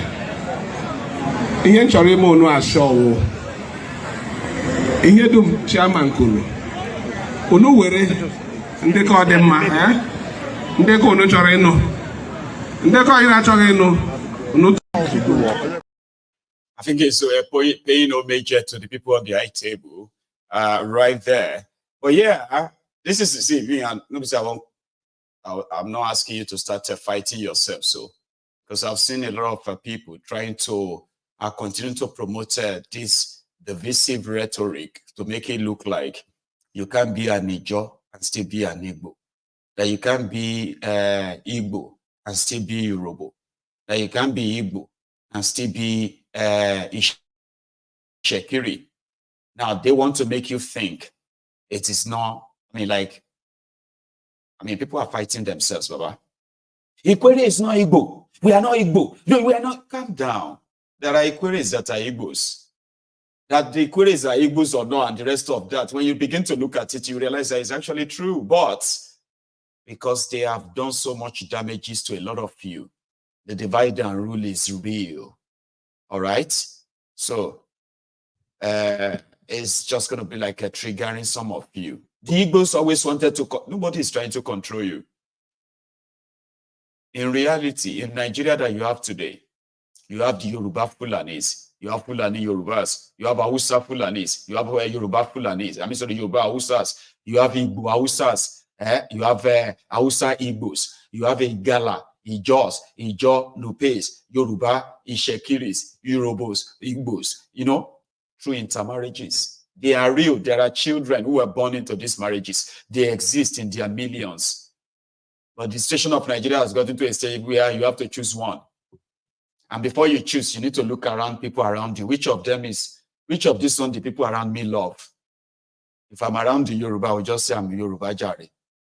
Then you see all these Igbo people, we have to deal with them. Yes, we have to deal with them. But is your mama not Igbo? I don't care. I'm a Yoruba. I'm not Igbo. I'm Yoruba. But your mama not Igbo now. Yeah, and so even if my mama try anything too, we will deal with my mama. That's the situation we have right now. And that's why it is making it sounding as if to say it is a bad thing that you were born with that mixed ethnic background. You have to choose one and then condemn the other or deny it outrightly so that you can look good to others and say, I'm a Yoruba. I said, well, is your mama not Fulani? I thought your mama was a Fulani. I said, listen, I don't care. I'll kill any. No, come on. That's what we are today. No thanks to your criminal politicians, though.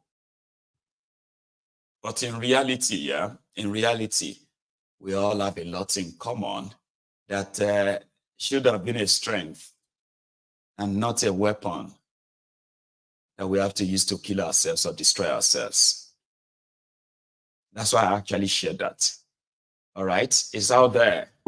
Now, talking about demolitions here and there, a lot of demolitions are going on in Nigeria now. Lagos, Abuja, even Asaba in Delta. I've made a new discovery, okay? Apart from the areas whereby people have been accused of building, especially in Lagos, they have been accused of building on the water channel, some wrongly, properties have been destroyed, lives have been shattered. And we all know the political undertone behind some of those demolitions, right? But here is something you need to know. There are those of you who buy landed properties across Nigeria, but never really do a diligent background check. Now, you see, what I've discovered now is that, yes, there might be some political undertone behind some of these demolitions. There's also some level of scams going on, and they've been going on for a while.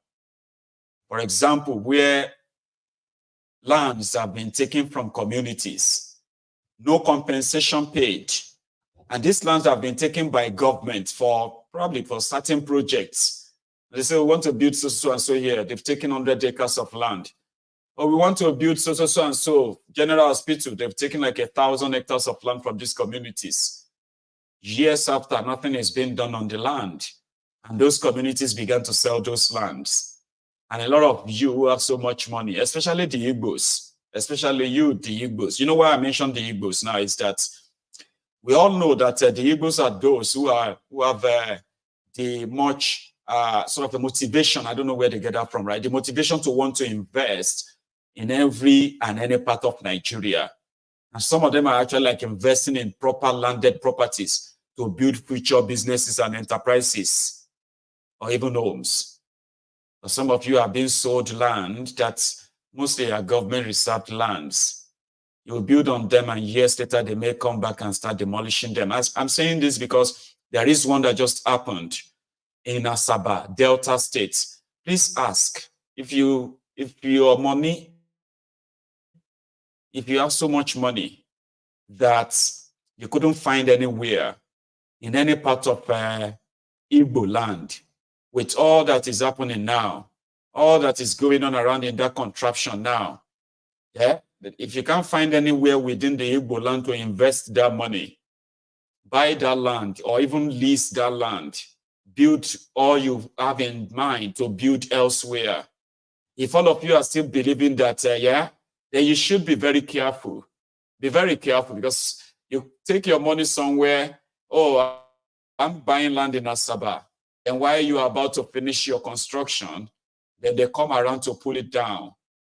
We are not going to shout it on Igbo on everything. Oh. Here you get now, sometimes it is not everything that they hate the Igbos for. And this is not even something that has to be like a Igbo or whoever you are. This information is for all of us, including myself. If you have so much money that you have to go and do something in any part of Nigeria, it is ideal to start with, right, that you are not dealing with fraudsters and your multi-million naira or billion naira investments will go down the drains. We won't shout Igbophobia on everything. Oh. And that is just what I have heard from Asaba. I'm saying this now, not just about Asaba, even in Igbo land. You see, before you put your money on any of this land in any part of Nigeria, find out that they are not government reserved area. Take a look at this one in Asaba. They are demolishing houses in this part. This is my house. This is my house. I've spent over 100 million plus. Not even this land alone. Not even this place alone. I have lands here. And now the government just came to demolish it.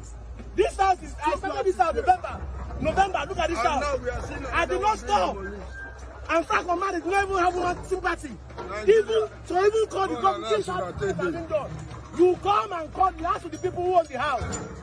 Now, the school who are fighting for this, will they build something like this?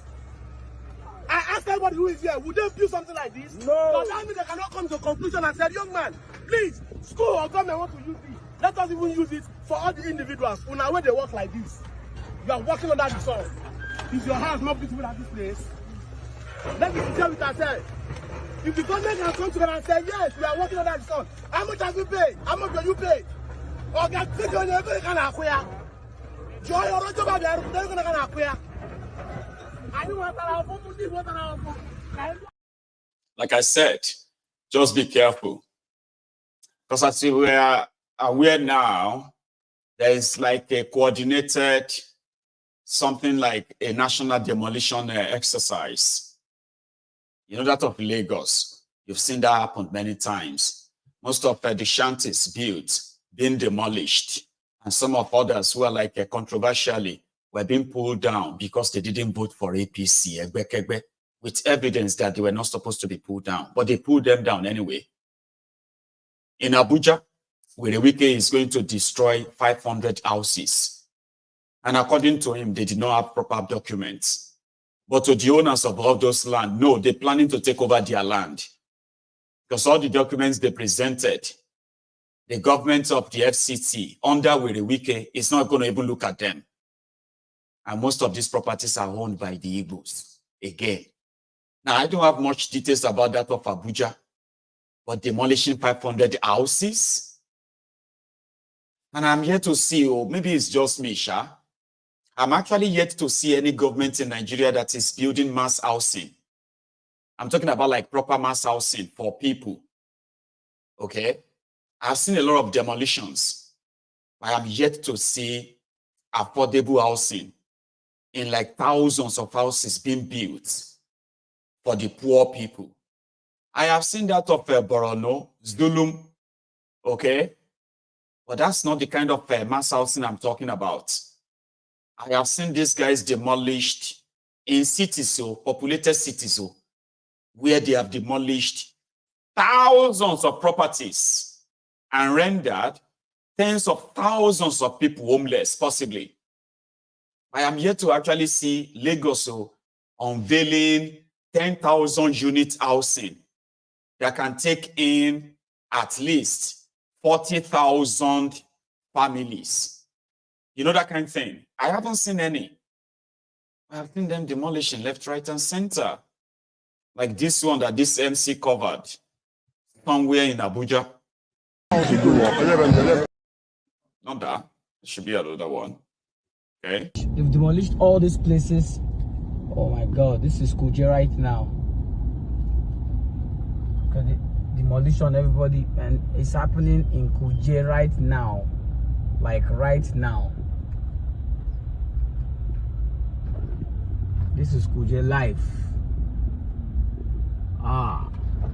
Ladies and gentlemen, it's MC Miti, Abuja tour guide, and of course, you know whatever I tell you about this town, you can take to the bank, you never withdraw. What's going on here is demolition in Kuje. All these shops are going down. They are going down. They are going down. They are going down. They are going down. Oh God. Oh God. Oh God. Oh God. Oh God. My God. You see, Caterpillar is still working. They are still bringing things down. Still bringing things down. Now I just brought down that house now. Oh my God. Oh my God. Oh my God. Oh my God. So such even CNMPCO. What's going on here? Okay. I'm not sure this is NMPC. Look at the want to clear this place. He wants to clear the bar. Is he clearing it? No. It's clearing it. It's clearing it. Oh my God. They've demolished all this place. Do you get what I mean? I mean, I've seen hundreds of videos of demolitions. I am yet to see any video of any mass housing being built. And a lot of you who are watching this right now, if you have properties, okay, that you have invested in properties, you will understand what this means, right? That everything you have, oh, my house in Kinekon, my house in Kinekon, my house in K2 is valued at, my house in VI is valued at, and then you receive a phone call. Your house in VI is now valued at 0 naira because there's no house in VI anymore. It's been taken. You can imagine that what will first come over you is going to be how much you really invested. Then maybe memories that you have made in that place. All of that's wiped off just like that. And all the documents you are parading, the government says is fake. And all the years you've been there, including when the government actually numbered your property, you are paying them taxes, tenement rated taxes there, right? And suddenly you don't exist. So you are going to be wiped off, just like that. So there should be somewhere they can say, oh my God, I used to be a no more now, but now I'm living in a government, public housing. There is no public housing anywhere. Those people are going to have to kind of sell their properties cheaply. Some of them will be destroyed. And then they just have to go and hang somewhere, anywhere. And everybody will just pretend that, well, life goes on. Life doesn't go on. It stays there. Because the consequences is that those people are going to need to survive. Their children are going to need to survive. And then we'll have to actually feed off you too.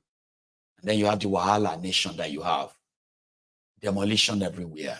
Still Lagos.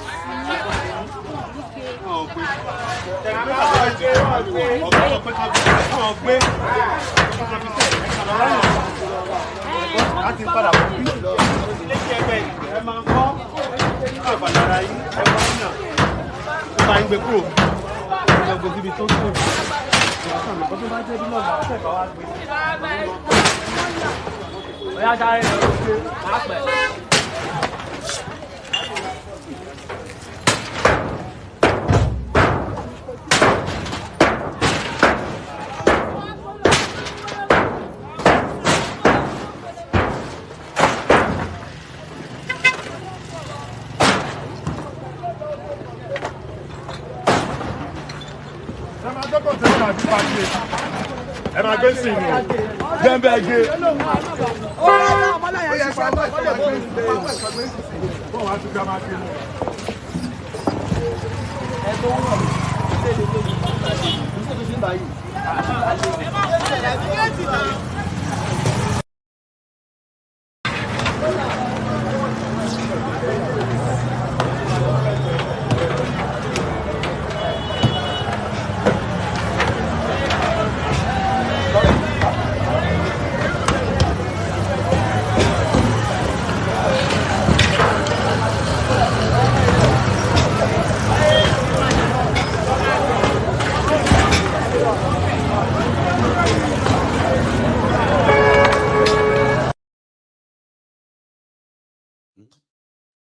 Shewala not too much. And all of you are wondering why Nigerians are not smiling. And majority of them, when you see them in public or in the public transport, everybody is just so like hardened faced somehow. There's too much people dealing with, right? And there seems to be like there is no breathing space. No wonder this brother decided to prepare an homemade bomb, which happens to not actually be like not a bomb, but it's like at the same time appears to be like a suicide vest. And he put it on and walked straight into a bank somewhere in Dakinadin or so in Jos. He went there and demanded for 100 million naira, or it will blow everybody up. Now, I don't know how they got to know that bro was just like bluffing. Okay? So the next thing, they grabbed the suicide bomber inside bank instead of giving him money.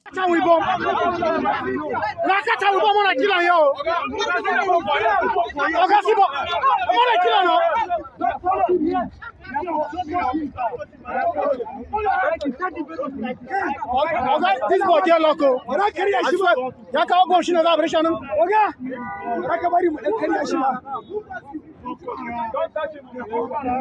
kind of force to make you come back?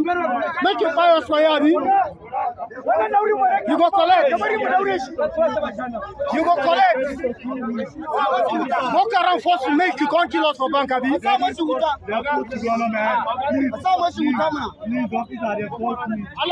for a cronish. Who forced you? Who forced you? Who forced you? They forced you, Abi? Now they bomb me that now. Now they bomb me that now. Now the bomb be that too. Bro just wanted some money. And you know everybody done mad already for that place. People didn't run when they hear that it's a bomb. It's only in Nigeria that civilians, they will arrest a suicide bomber by using his own belt as anchor.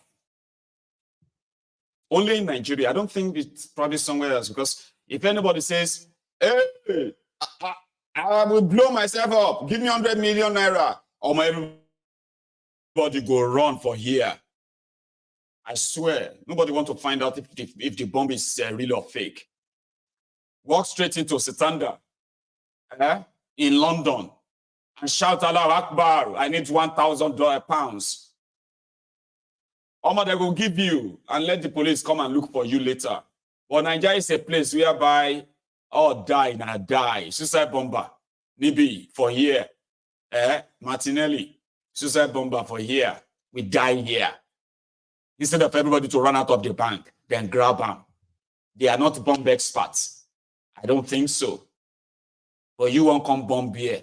Or you say you be a suicide bomber. So you go come bomb you in this Tinubu Nigeria. You won't bomb and die and go. Nobody is going anywhere. They were not scared. They used his own belt to hold him down before the police will come. Nigerians, special people, you say. And that is why sometimes special people can break. You know that? I do. I mean, who is a strong man? Strong man. What do you call it? The other day, I don't know who I was talking to. I think it was a princess I was talking to. And she was telling me about her experience when she had this health scare, kind of. So, and she was strong woman, strong woman, strong woman. Oh, it made me feel bo. Thank God for that, for the hospital, for the nurses that quickly gave me this, gave me that and that. Then I became normal. Strong woman, strong woman, strong man, strong man. Oh, you go cry. The only people they consider to be strong men are the Nigerian, maybe Nigerian soldiers. So if you see me cry, don't tell me I'm a lazy person. Don't try to slag me, okay? You get some things that will break a man.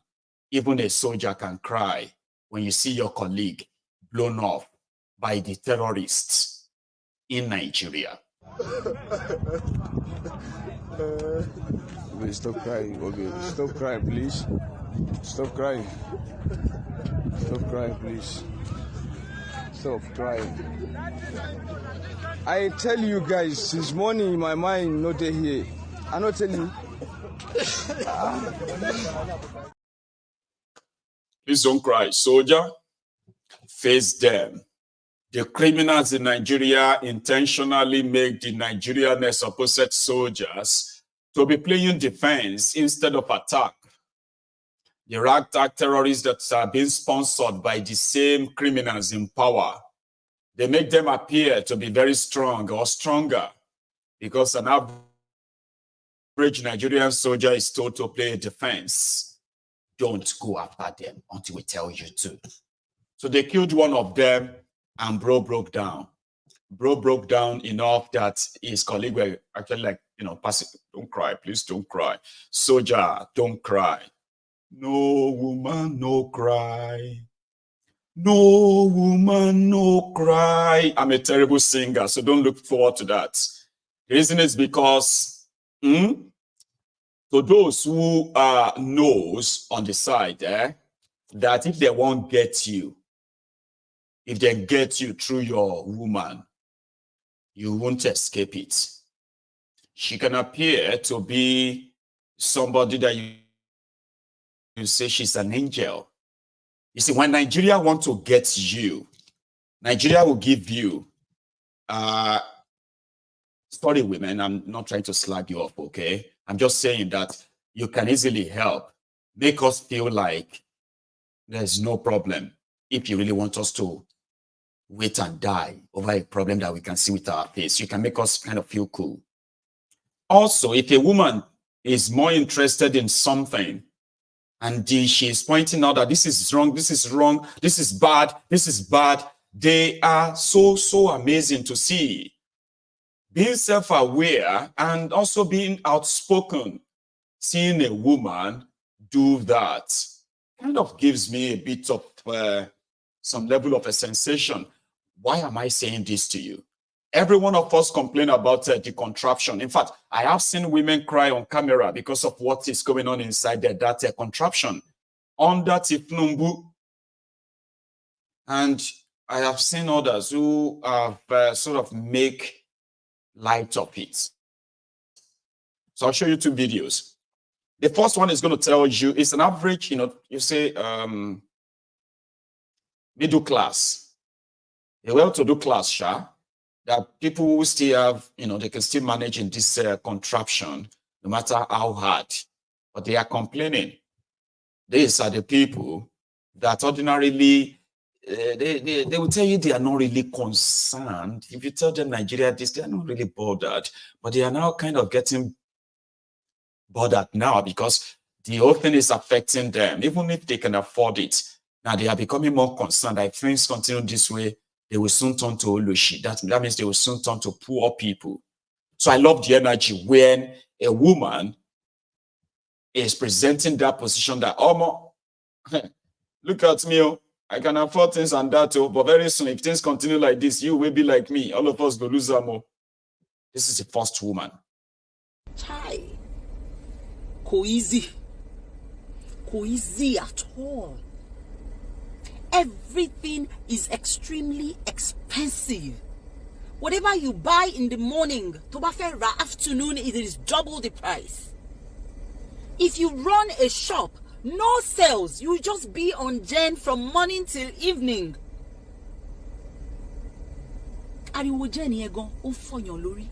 Getting home now, inverter is off. They said, Mommy, there is no gas. Mommy, kusi pepper.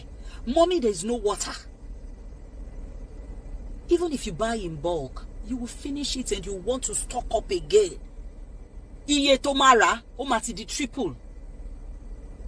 Not to talk of people that are working. Owotofin womoto every day. Salary won't gone. Finished. How do you want them to survive? Not to talk of people tí wọ́n ní means of livelihood. Ṣé fẹ́ pa wá ni? Kí ló ṣẹlẹ̀? Inú mọ́tò mo wà yìí. mo wan charge phone mi, mo ton easy. Because ariwo jẹ́ nǹkan fẹ́ pa mí, owó ta fi ra fuel gone crazy. Kí ló ṣẹlẹ̀ gan? My mom said, àti ayé àwọn ló ti sọ pé Nigeria máa dà. And my mom is 89.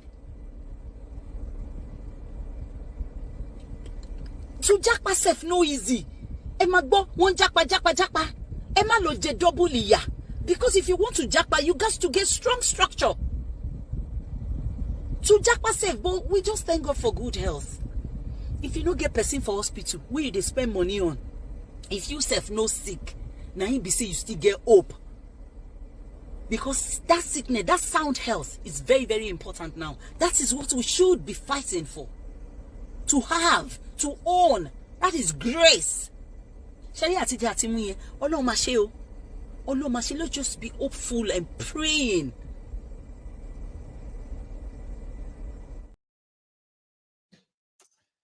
Hopeful and praying, my madam. That is the spirit of a typical Nigerian. But what can you do?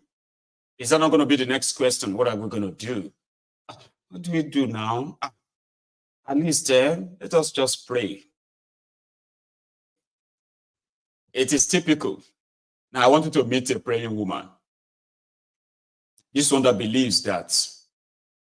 And you see, I'm presenting you 2 women now. I'm supposed to present like 3 or 4 or more.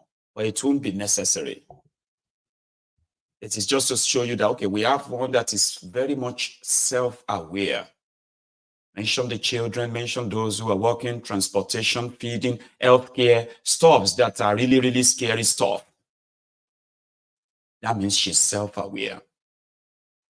She's meant to say, we need to do something now. All of us need to get ready now, or else we are all going to die. Oh. That's what I would say if it was me.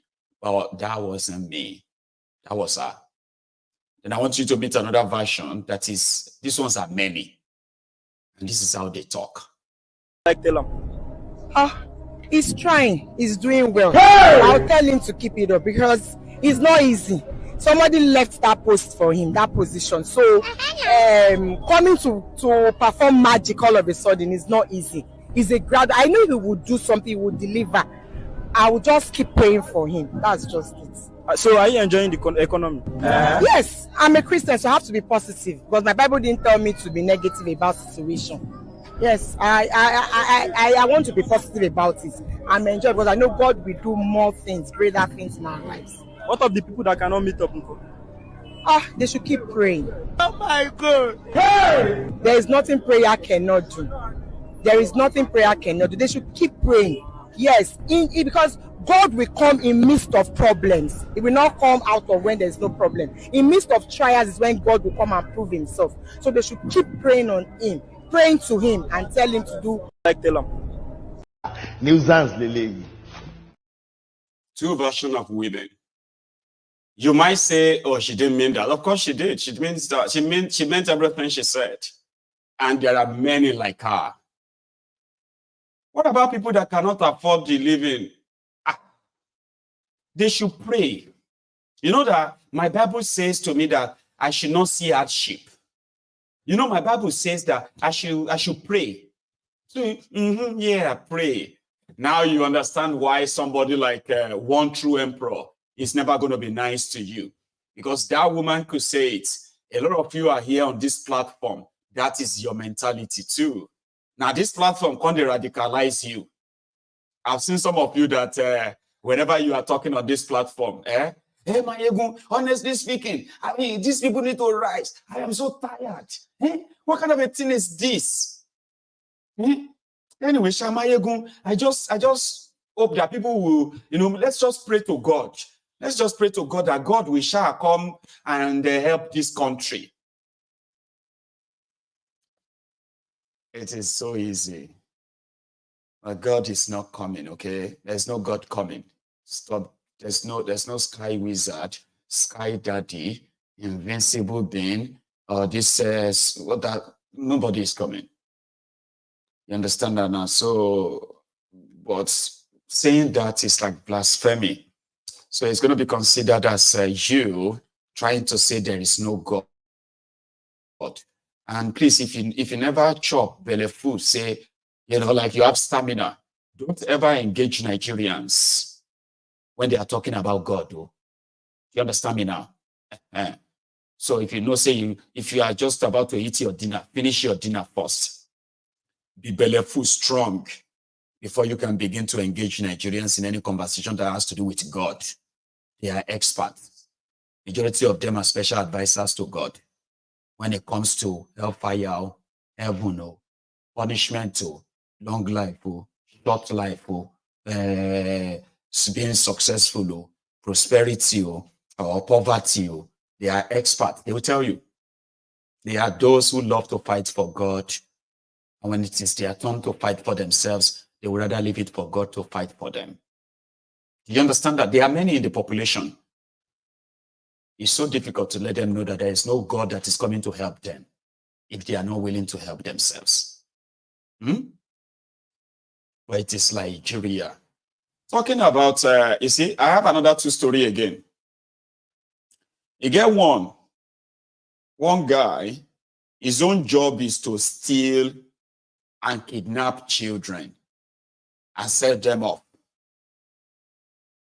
Another one is a public official who kind of enjoy the bazaar of stealing from the people to make them poor. Then can then offer the way out of poverty by selling them off for marriage. And these two would appear so different to you on your screen now. The first one is the Niger State Speaker, the Speaker of the Niger State House of Assembly, who was said to be planning just this week to marry off over 100 girls who are orphans in a state, the victims of Fulani kidnappings, Fulani terrorists. So he was going to empower these orphans who are girls by organizing marriage between them and some arranged suitors. And he was going to fund it. So that became a national news that a lot of people started reacting. Now, it won't really go. What is that nonsense? Is that how to give empowerment to orphans? Is that how to help the poor people by marrying them off, by providing them education or giving them some support that is real? King Gogo nonsense.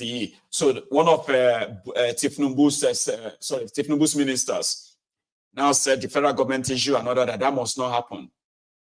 How could you say you want to marry off girls, hundreds of them, as a way of poverty elevation? For God's sake. But the guy has kind of pushed back now. Okay, he has this to say. That's the first one. Which one should we go for first? Let's go for that. So let me paraphrase this. In your own benevolence, you want to... I am not threatened by the minister's action. That I must be very, very clear. The minister didn't know how I won my election. She didn't know how I built my political career to this stage. The minister is not from the north. I will never need the minister, probably, except if one day I will contest for the president of the country. So as it is right now, I'm not threatened by the action of the minister. And whatever this press release would degenerate, that is for the minister to handle. I have told you, I'm a good Samaritan. I respect the federal government. I'm a product of this administration, and I'm APC for that matter. The minister didn't know what I've been doing for my constituent. I'm not going back. Already I have given out my support to those parents through those traditional and religious institutions. And I have told you that I'm not going to claim it back. I have wanted to grace the occasion, but now I will not. I will not reclaim whatever donations I have given. It is never from any constituency project. The minister should please find out who I am. Let her find out that first in the first place. And how I've been supportive to my people since the last 15 years. Let her find out how I've been supportive to them. So this is a good gesture. The people of the community came to me with this help. I've helped them. If the minister has an issue with that, please let her send her team to my constituency. Let her send her team to my local government so that they can bring out those children for her. I don't know them. Like I have told you, the appeal came to me through traditional institutions and traditional leaders. Then is the minister trying to say those people don't know what they are doing? And it was born out of one assistance that I gave to a woman who has lost her husband to banditry. Now our children have the maturity to get married, but she does not have the means to offset the marriage expenses. If that woman had the wisdom to communicate or to get across to me, then what happened to other families that share different experience but do not have the means to get across to me? It's probably what the traditional rulers felt they should come in to appeal to me. They appealed and I have helped them. So it is their choice now. Whoever thinks a child is going to abuse, I'm not aware of that. So they have that to contend with the religious leaders and the traditional institutions that have appealed to me to assist them. And I did. Just one more question. This is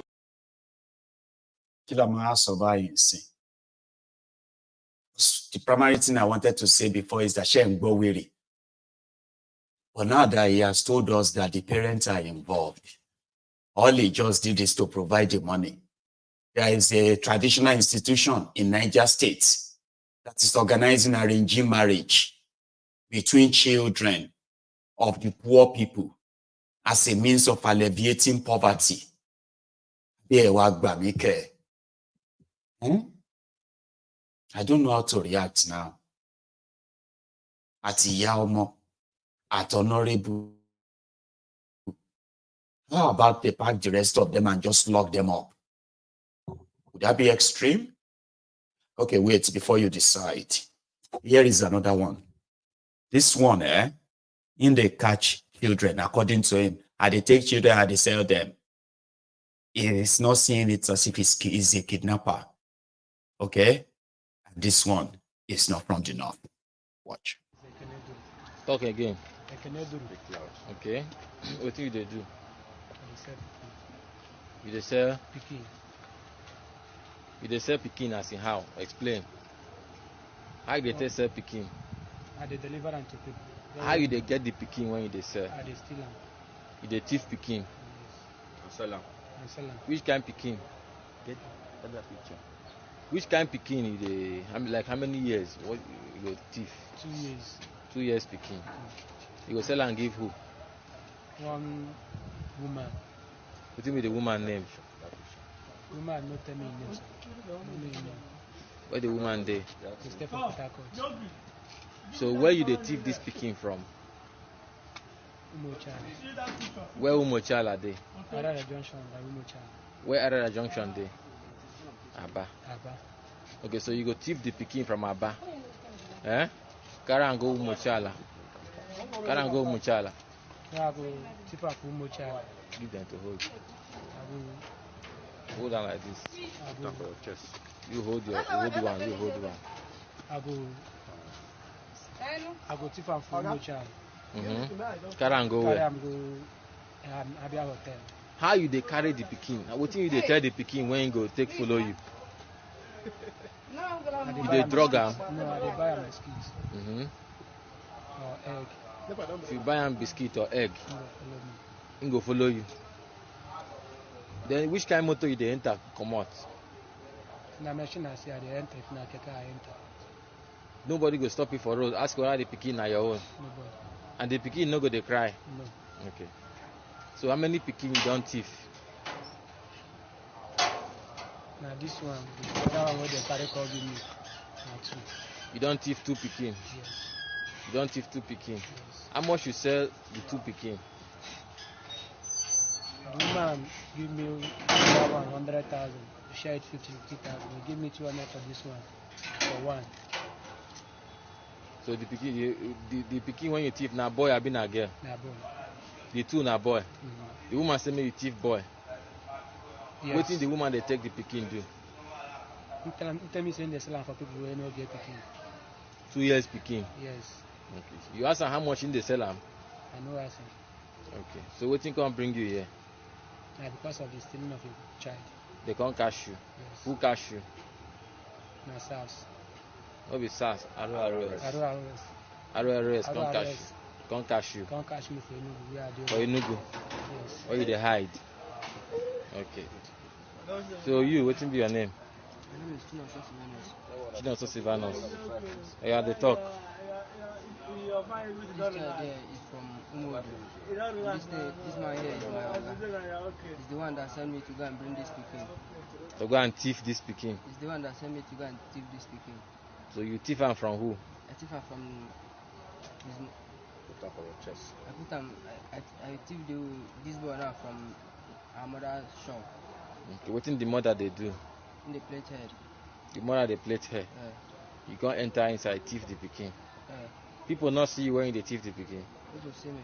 But they don't know. People see me the time I carry him because the woman know me. Okay, the woman know you.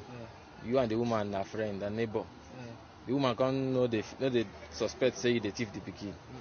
You can't carry and do it. I can't carry and can't give my oga. Okay, your oga saying you may go the thief Peking. Okay. So when you can't thief the Peking, how much your oga give you? Give me 50,000. 15,000. 50,000. 50,000. Your oga give you 50,000. Okay, when you thief the Peking, what thing you take the 50,000 do? I use the 50,000 and go to Owerri. Go wrong, go Owerri. And he's my oga and tell me to go Owerri or go to Port Harcourt. I said that I'm going to Owerri because people have known me that place well. Okay. So the Peking when they thief, your oga tell you what thing they use the Peking do?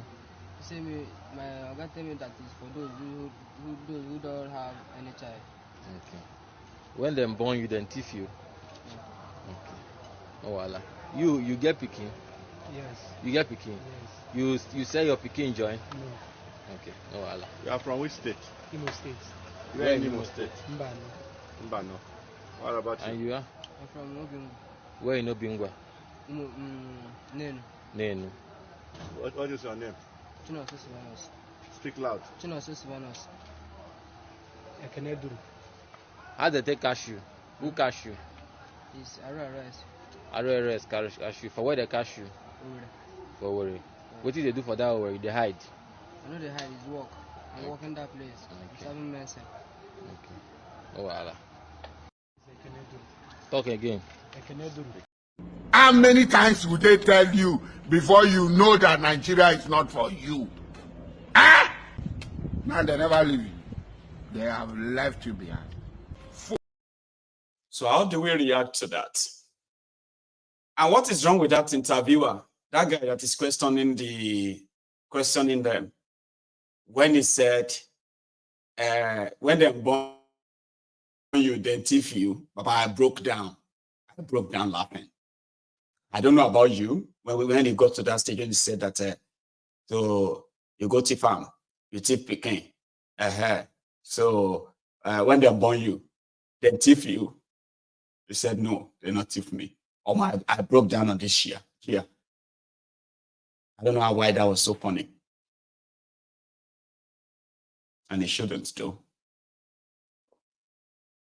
That is what Nigeria is. Now, I don't know how you see it. I just gave you the picture of the contraption, and this is just the one that is caught on camera. Think about others that you probably have no idea happened between yesterday and today, or happening right now that you are watching this broadcast. If the politicians are not using mass marriage. In Kano, they are marrying people who have no jobs, and it's a state policy. They're doing it all over the north. And that's why that guy said, did the minister know how he won his election? The Speaker of the Niger State House of Assembly. I only provided the money. It's a normal ceremony here. Poor people who don't have anything, they still go on and get married, so that they can give birth to children that they cannot even cater for. And it's a policy here, so yeah, we love it. You know? So the another one is this. In Niger State, that same Niger State, is where they said their governor has borrowed. Anyway, let's go to Zamfara. The story from Zamfara is even more shocking. Baba, from the report that we have heard, over 500 people were kidnapped from over 50 villages in an operation that lasted for 3 days. And nobody heard about it. Zamfara. So the state government negotiated with the terrorists, and they released about 201 of those they kidnapped from that 500 plus. We have no idea of how many people still in their captivity right now. But it's not even a thing in Nigeria. It's not a thing. Just do everything in your power to make sure that you never get kidnapped. Because if you ever get kidnapped, about Ilonia, we may never see you again, no. And the rest of Nigeria will not even notice. Just warn you. Where they have about 500 people in captivity that nobody even cares. A lot of you don't even know. You are saddled with the problem of you are looking for petrol. It's too expensive. Or whether you have to pay to buy meat pie before you can buy petrol. Or maybe you have to bribe them with 1,000 or 2 before you can get your own jerrycans filled, right? You're saddled with that. While a lot of other people are currently being used as targets by terrorists up north. This platform is to just bring to your notice that things are happening and Nigeria is claiming our victims every day. For those ones who have become the victims, congratulations to you that Nigeria has happened to you. And probably you would have to deal with that for the rest of your life. You know, those of us that I am worried for, many of you watching me here, who are still going to be the victims of this contraption. People come here most of the time and tell me, Nigeria happened to me last week. I'm glad you are alive to tell this story. Nigeria happened to me yesterday. Oh, sorry about that. I'm happy you are alive to tell this story. Tell me about it. Oh, Nigeria nearly happened to me last week. Now God saved me. I'm happy that God saved you. And you are alive to share this story. Please tell me about how Nigeria nearly happened to you.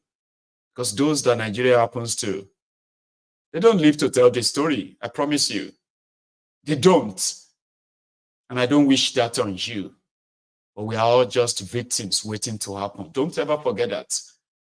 We are victims waiting to happen. So for those who are coming together for coalition, alliance, and all of that, they should have it at the back of their mind that the only alliance that can rescue Nigeria, rescue all of us from this stranglehold of these rogues, career criminals, is for all of them to team together and join hands and help us destroy this establishment, this entire system.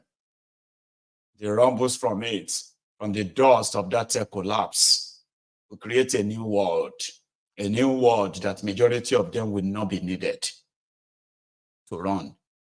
So if this is going to be the first and the last thing they will do, which will be to rescue us, is to join us and demand for the total breakdown of this contraption. But none of them, I suppose, is interested in that. Yeah? So that would then make it even more difficult to believe them that they are bringing you anything new. And that too will make me kind of remind all of you, dear Templars, you can be, remember this. If you deceive me once, it's your fault because I trust you. If you deceive me twice, Baba, it is my fault for letting you do it again. If you are genuinely looking for a new Nigeria, it simply means that the current one has to die to give birth to a new one. You can't build a new Nigeria expecting to build it on this rusty, rigged, corrupt one and still expect it, and still call it anything new. You will be deceiving yourself.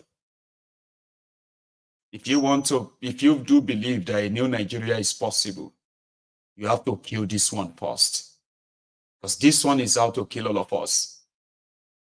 And if you mean it and you're not a deceiver like we can suspect, before anybody tell you or sells you any alliance story, any alliance nonsense, ask them if they are willing and ready to join hands and destroy and collapse this current one, which indeed could claim some of them too. And then we can all go prepared for a new one that is going to emerge. The one that you and I possibly will have an input into. Anything short of that is just another deceit, another wasteful ride that you are going to follow them on. But me, Mayegun, since I don't have any influence or power to control what you do or how you do what you do, I shall be here to continue to remind you of this every day of your life. And see if you will make that mistake or you will listen to me this time or not.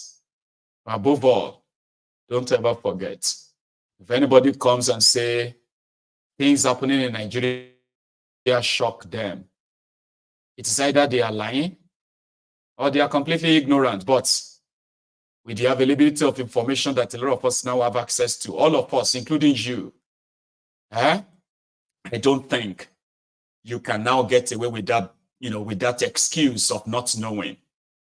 If anybody says they don't know what is going on in Nigeria or those behind what is going on in Nigeria, before they make any decision about Nigeria, they are lying.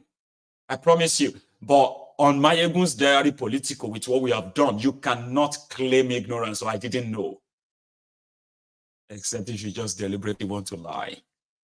But your conscience won't. You remember that? So we can see all the lies, all the charade, all the schemes, all of that.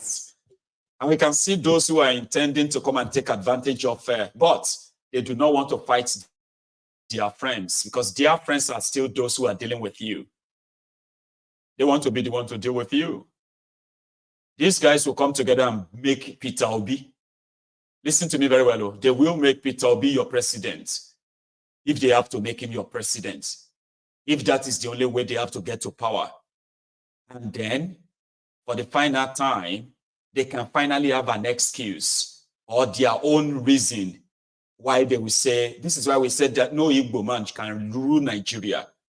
See the Igbo man they are saying now, because you have a country and a system that allows criminals, 36 of them, to run mad and run amok across all your 36 states, ruling the place like a small mini emperors, looting and impoverishing their people, oppressing them as much as they can.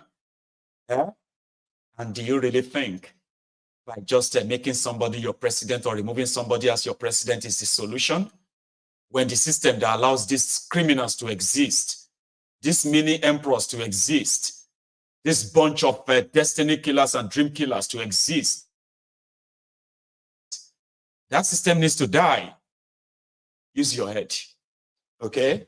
And by the call for the entire system to die, you are simply calling for all of those who are saying they want to rescue us from Nigeria and those they want to rescue us from to commit a suicide. And that's exactly what I'm asking them to do.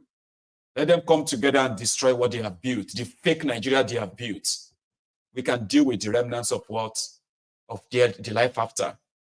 Anything short of that, my dear, you are going on a goose ride. A ride that is just a way of the elite to kind of make you think you have the power to influence anything. Meanwhile, all they want you to be part of is just to come and legitimize their participation. Use your participation as a legitimacy. You can't change and say, oh, they didn't tell us this one before. They will make Obi your president. Nigeria is gone. Okay? And they will need somebody to blame for it at the end of the day. When they are finished and done, to the point that Nigeria can no longer recover, then they make Obi your president. Increase your expectation. You will hate him in 3 months. You will bring down his government in 1 year. You will be so angry and hateful. And since he's an Igbo man, so if you are an Igbo man, somehow, you want to buy into this idea of the alliance. I don't want to say you are stupid, but you probably might not be as smart as you think. And same thing goes to you, the obedience. Listen, I told you from the start, this is not going to be an emotional roller coaster for you. I'm going to need your head. And I'm going to also ask you to open your eyes. At the same time, I want you to probably believe what your eyes is telling you. Don't believe what your emotion is telling you. They have all the good words to say to you. We want to rescue Nigeria. We need to do something now. If not, Tinubu is going to kill all of us. This and all of that. You're going to buy it. You're never going to ask questions. But by the time the whole card is being played out, you will discover that you have helped criminals, okay, to use you again just to gain power and leave you in the lodge. And guess who is going to take the entire blame? While you are celebrating that finally Obi is president, then you will see the escalated increase in all the thieves empowered by the corrupt system that has been sustaining them for a while. They will go mad. You will expect Obi to come and start arresting them. Obi to start showing them corruption is not good. Obi to start showing them that you have to do the construction of the road. Then you will realize that you have entered another one chance. A one chance that not just yourself will enter, even your Obi will enter. And it's in 3 months. It took these rogues almost 1 year to start saying Tinubu must go, Tinubu must go. I promise you, by the time Tinubu is done and the journey these guys are taking you, allowing them to run amok for the next 3 years, why they promise you that they are building something to fight Tinubu? You see what will happen? They will be done. Your economy is already gone. Your security architecture is dead. Okay? And the criminals have taken over all of your institutions. So it will be a very perfect time to now give you an Igbo president that all of you have been talking about all this while. Your Obi Oya, come and prove something. The first 3 weeks or the first 3 months will be enough to show to him that you want to rescue Nigeria. Don't rescue Nigeria.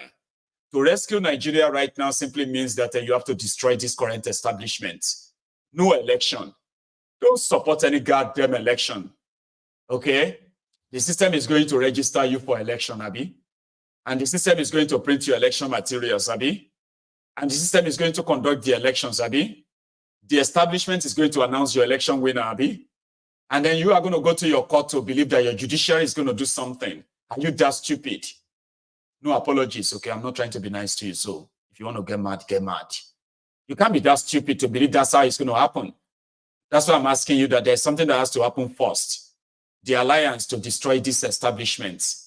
If those who have benefited or those who built this establishment sustained it this long, and they are still alive today and they want to rescue me and you, let them first mobilize to destroy this current establishment. Destroy it entirely, shut down the entire country.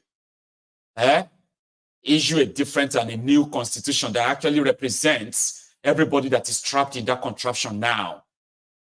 Set the rules for how or what type of election you want to be conducting. Okay? Get rid of all those rogues. I mean, APC have already planted all their guys. They've made them commissioners in INEC. Are you not aware of that? Is the alliance going to address that? Is their collaboration or whatever it's called going to address all of that? Or they just want to believe that once all of them come together, they can intimidate Tinubu? And you want to go with that? Okay, I know I can't really tell you what to do. I can tell you what to expect at the end of the day. Just like I told you, in 2022, more than a year before the year of the charade, only for all of you to come back later.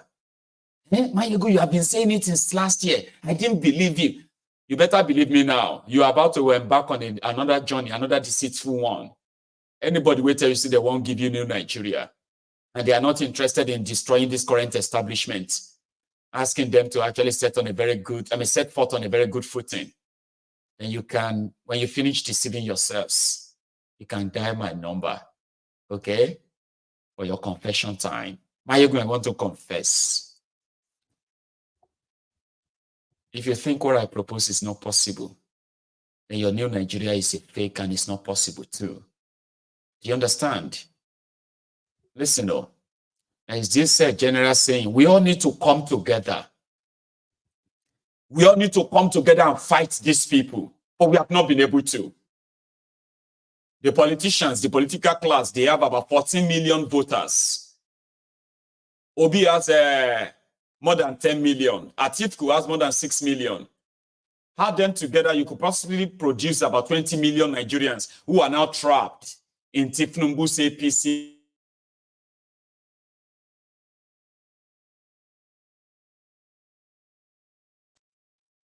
That would be very sad. And that is why anybody who is not asking to start with a new constitution, a place where Labour Party senators, APGA senators, PDP senators, again, PDP reps members, Labour Party reps members, APGA reps members, NNPC, Kwakwanso, they mentioned them too. Kwakwanso's House of Assembly and reps members, a situation where all of them cannot be mobilized to start a real opposition job in the National Assembly, instead of them waiting to collect their share from what Tinubu is sharing, deceiving all of you, then don't follow them. Don't believe them. If you don't follow them, your position will kind of be very, very, very plausible. Anybody who is not ready to face this establishment using their coalition, because they have ready-made people, they can shut down Nigeria. Okay? So if anybody is asking you, all of us come together, all of us come together, we are still trying to mobilize ourselves as the nationalist army, the people who want to be out of that contraption with our own autonomous region or independent countries, Biafra as well as the United States of the Yorubas. You see, all of this, we have our own that we do not have 10 million, 20 million, those who have tested their own electoral system. We don't have that on record right now. We believe they exist. So if we are those who have that 10, 20 million registered people like that, then we could possibly move down straight there on their street and shut the entire place down. Well, I'm talking to those who says they want to rescue us because they have the number to do it right, not prepare people for another disgrace, another embarrassment. And some people led to their death because they will kill some of you. You know how it be now? You don't have election in Nigeria, you have war. And you are just their collateral damage. So if they are proposing any coalition, like we are seeing, and that coalition is not the type that is going to ask Tinubu and the rest of the gang to begin to count their days, then like I said, I shall be here when the whole house of cards comes falling. And to my dear Igbo brothers and sisters, there is more trouble ahead, because it's what I smell now is pretty much like while some criminals who have been out of power for so long are planning to come back without being held responsible for their past actions, they will hide under a man that majority of you younger people believe will never steal from you. It will be no steal. And the rogues who are going to have access to power begin to do exactly what they ought to have done a long time ago before allowing APC to come on. You know who you're going to blame? Your Obi. Everything you've read and believe about Peter Obi will be gone through the window in a matter of weeks. So I'll leave it at that. Normally, right, we'll take calls and all that, but because I have overshot my time, so I just said to just run with it, okay, by not making it more boring for you. So to my friends who are still watching, please drop your offering, like the broadcast. I will see you tomorrow afternoon. And then those of you who have one or two things to say to what I have said tonight, if you wake up early enough tomorrow, you probably will be able to say them on the brunch time with Mayegun, which is going to be from 2 p.m. tomorrow, or maybe before then. Thank you so much for your time. And if you joined me midway, go watch this from the start again. Okay, I'll see you some other time. Good night.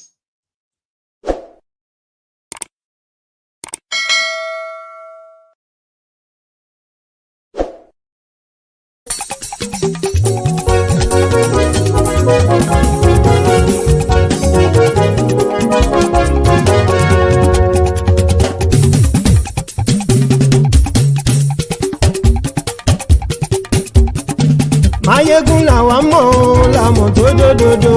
Mayegun Diary Nayibi #1.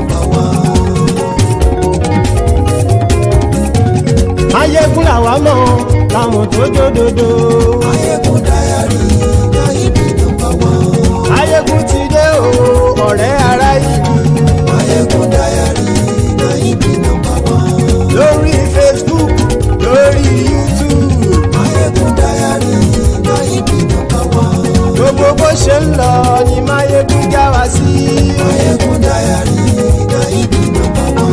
Àṣírí ọ̀jẹ̀lú kì í bò níbẹ̀ o. Mayegun Diary Nayibi #1. Bó bá ṣe eré àní Mayegun máa wí. Mayegun Diary Nayibi #1. Ó sì tún ṣe eré wàá gbọ́ níbẹ̀ o.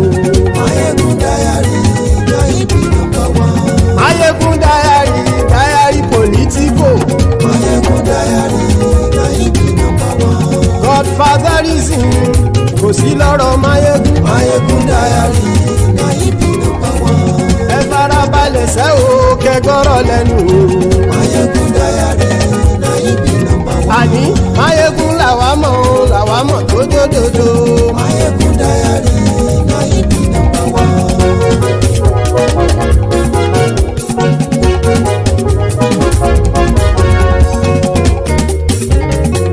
Àní ẹ̀sùn Saraki. Mayegun ti dé. Mayegun ti dé. Ọ̀jẹ̀lú ẹ̀sùn Saraki. Mayegun ti dé. Àní ẹ̀sùn Saraki. Mayegun ti dé. Lórí Facebook. Mayegun ti dé. Àní ẹ̀sùn Saraki. Mayegun ti dé. Lórí YouTube. Mayegun ti dé. Àní ẹ̀sùn Saraki. Mayegun ti dé. Bọ́ bàbá gbé wúrẹ́. Àní ẹ̀sùn Saraki. Mayegun ti dé. Ijó ìgbádìyẹ. Mayegun máa wí. Àní ẹ̀sùn Saraki. Mayegun ti dé. Bí pẹ̀sìdó bá rúfin o. Mayegun máa wí. Àní ẹ̀sùn Saraki. Mayegun ti dé. Bí gómìnà kówó jẹ. Mayegun máa wí. Àní ẹ̀sùn Saraki.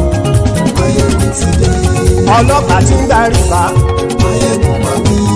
Àní ẹ̀sùn Saraki. Mayegun ti dé. Aṣòfin tí ń rúfin o. Mayegun máa wí. Àní ẹ̀sùn Saraki. Mayegun ti dé. Òpùrọ́ olóṣèlú. Mayegun máa wí. Àní ẹ̀sùn Saraki. Mayegun ti dé. Ọ̀jẹ̀lú ẹ̀sùn Saraki. Mayegun ti dé. Àní ẹ̀sùn Saraki. Mayegun ti dé.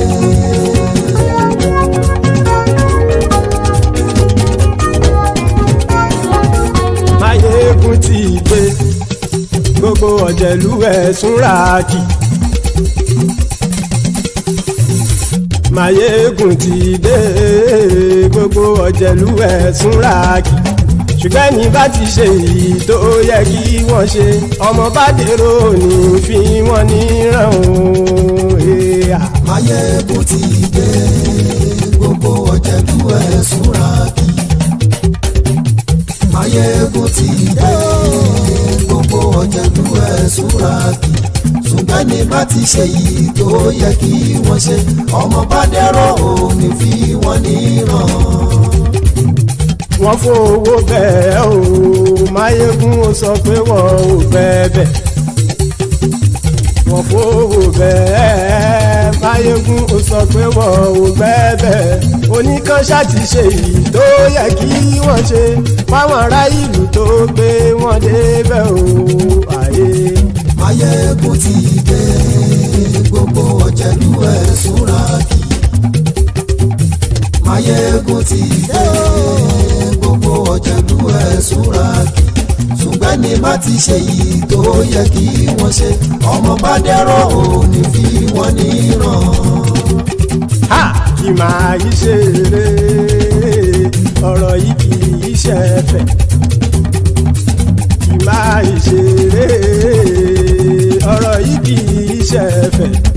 Ẹni bá ti lè lẹ́bọ̀ lẹ́rù o ọmọ bá dèrò kàṣàyè tú wọn síta. Máyégún ti dé gbogbo ọ̀jẹ̀lú ẹ̀ Saraki. Máyégún ti dé gbogbo ọ̀jẹ̀lú ẹ̀ Saraki. Ṣùgbọ́n ní bá ti ṣe yìí tó yẹ kí wọ́n ṣe ọmọ bá dẹ́rọ̀ ò ní fi wọ́n níran. Tẹnitẹni ọmọ Máyégún ọ̀rẹ́ ara ìlú mọ̀mọ́ ni mo fọlọ́hún ṣọ́ ẹ̀ bá kìlẹ́bù. Lóòótọ́ olódodo ìlú ọ̀tá ìlú mọ̀mọ́ ni ìwọ ṣá máa ń ṣọ́ra kò sì mọ́ bẹ̀rù. Bọ́tà ń lè rí bóníṣègùn lé káwọn mọ̀mọ́ fi ṣera wọn ni ó ti dẹrùn tí wọn ò gbọ́dọ̀ sè mọ́bẹ̀. Èèpo ọ̀bọ lọmọ bá dérò tàjẹ́ ò gbọ́dọ̀ jẹ́ ó ti jọba lórí àbínú ẹni kò sì mọ́ fòyà. Àìsíwọ́lu ní ẹnìkẹ́ ìgbódì ẹyin lábàrá o ó kó ẹni tó bá dán wò á kàmù. Máyégún ti dé gbogbo ọ̀jẹ̀lú ẹ̀ Saraki. Máyégún ti dé gbogbo ọ̀jẹ̀lú ẹ̀ Saraki o. Ẹni bá ti ṣe yìí tó yẹ kí wọ́n ṣe ọmọ bá dèrò òní fi wọ́n níran o. Máyégún ti dé gbogbo ọ̀jẹ̀lú ẹ̀ Saraki. Máyégún ti dé gbogbo ọ̀jẹ̀lú ẹ̀ Saraki. Ṣùgbọ́n ní bá ti ṣe yìí tó yẹ kí wọ́n ṣe ọmọ bá dẹ́rọ̀ ò ní fi wọ́n níran.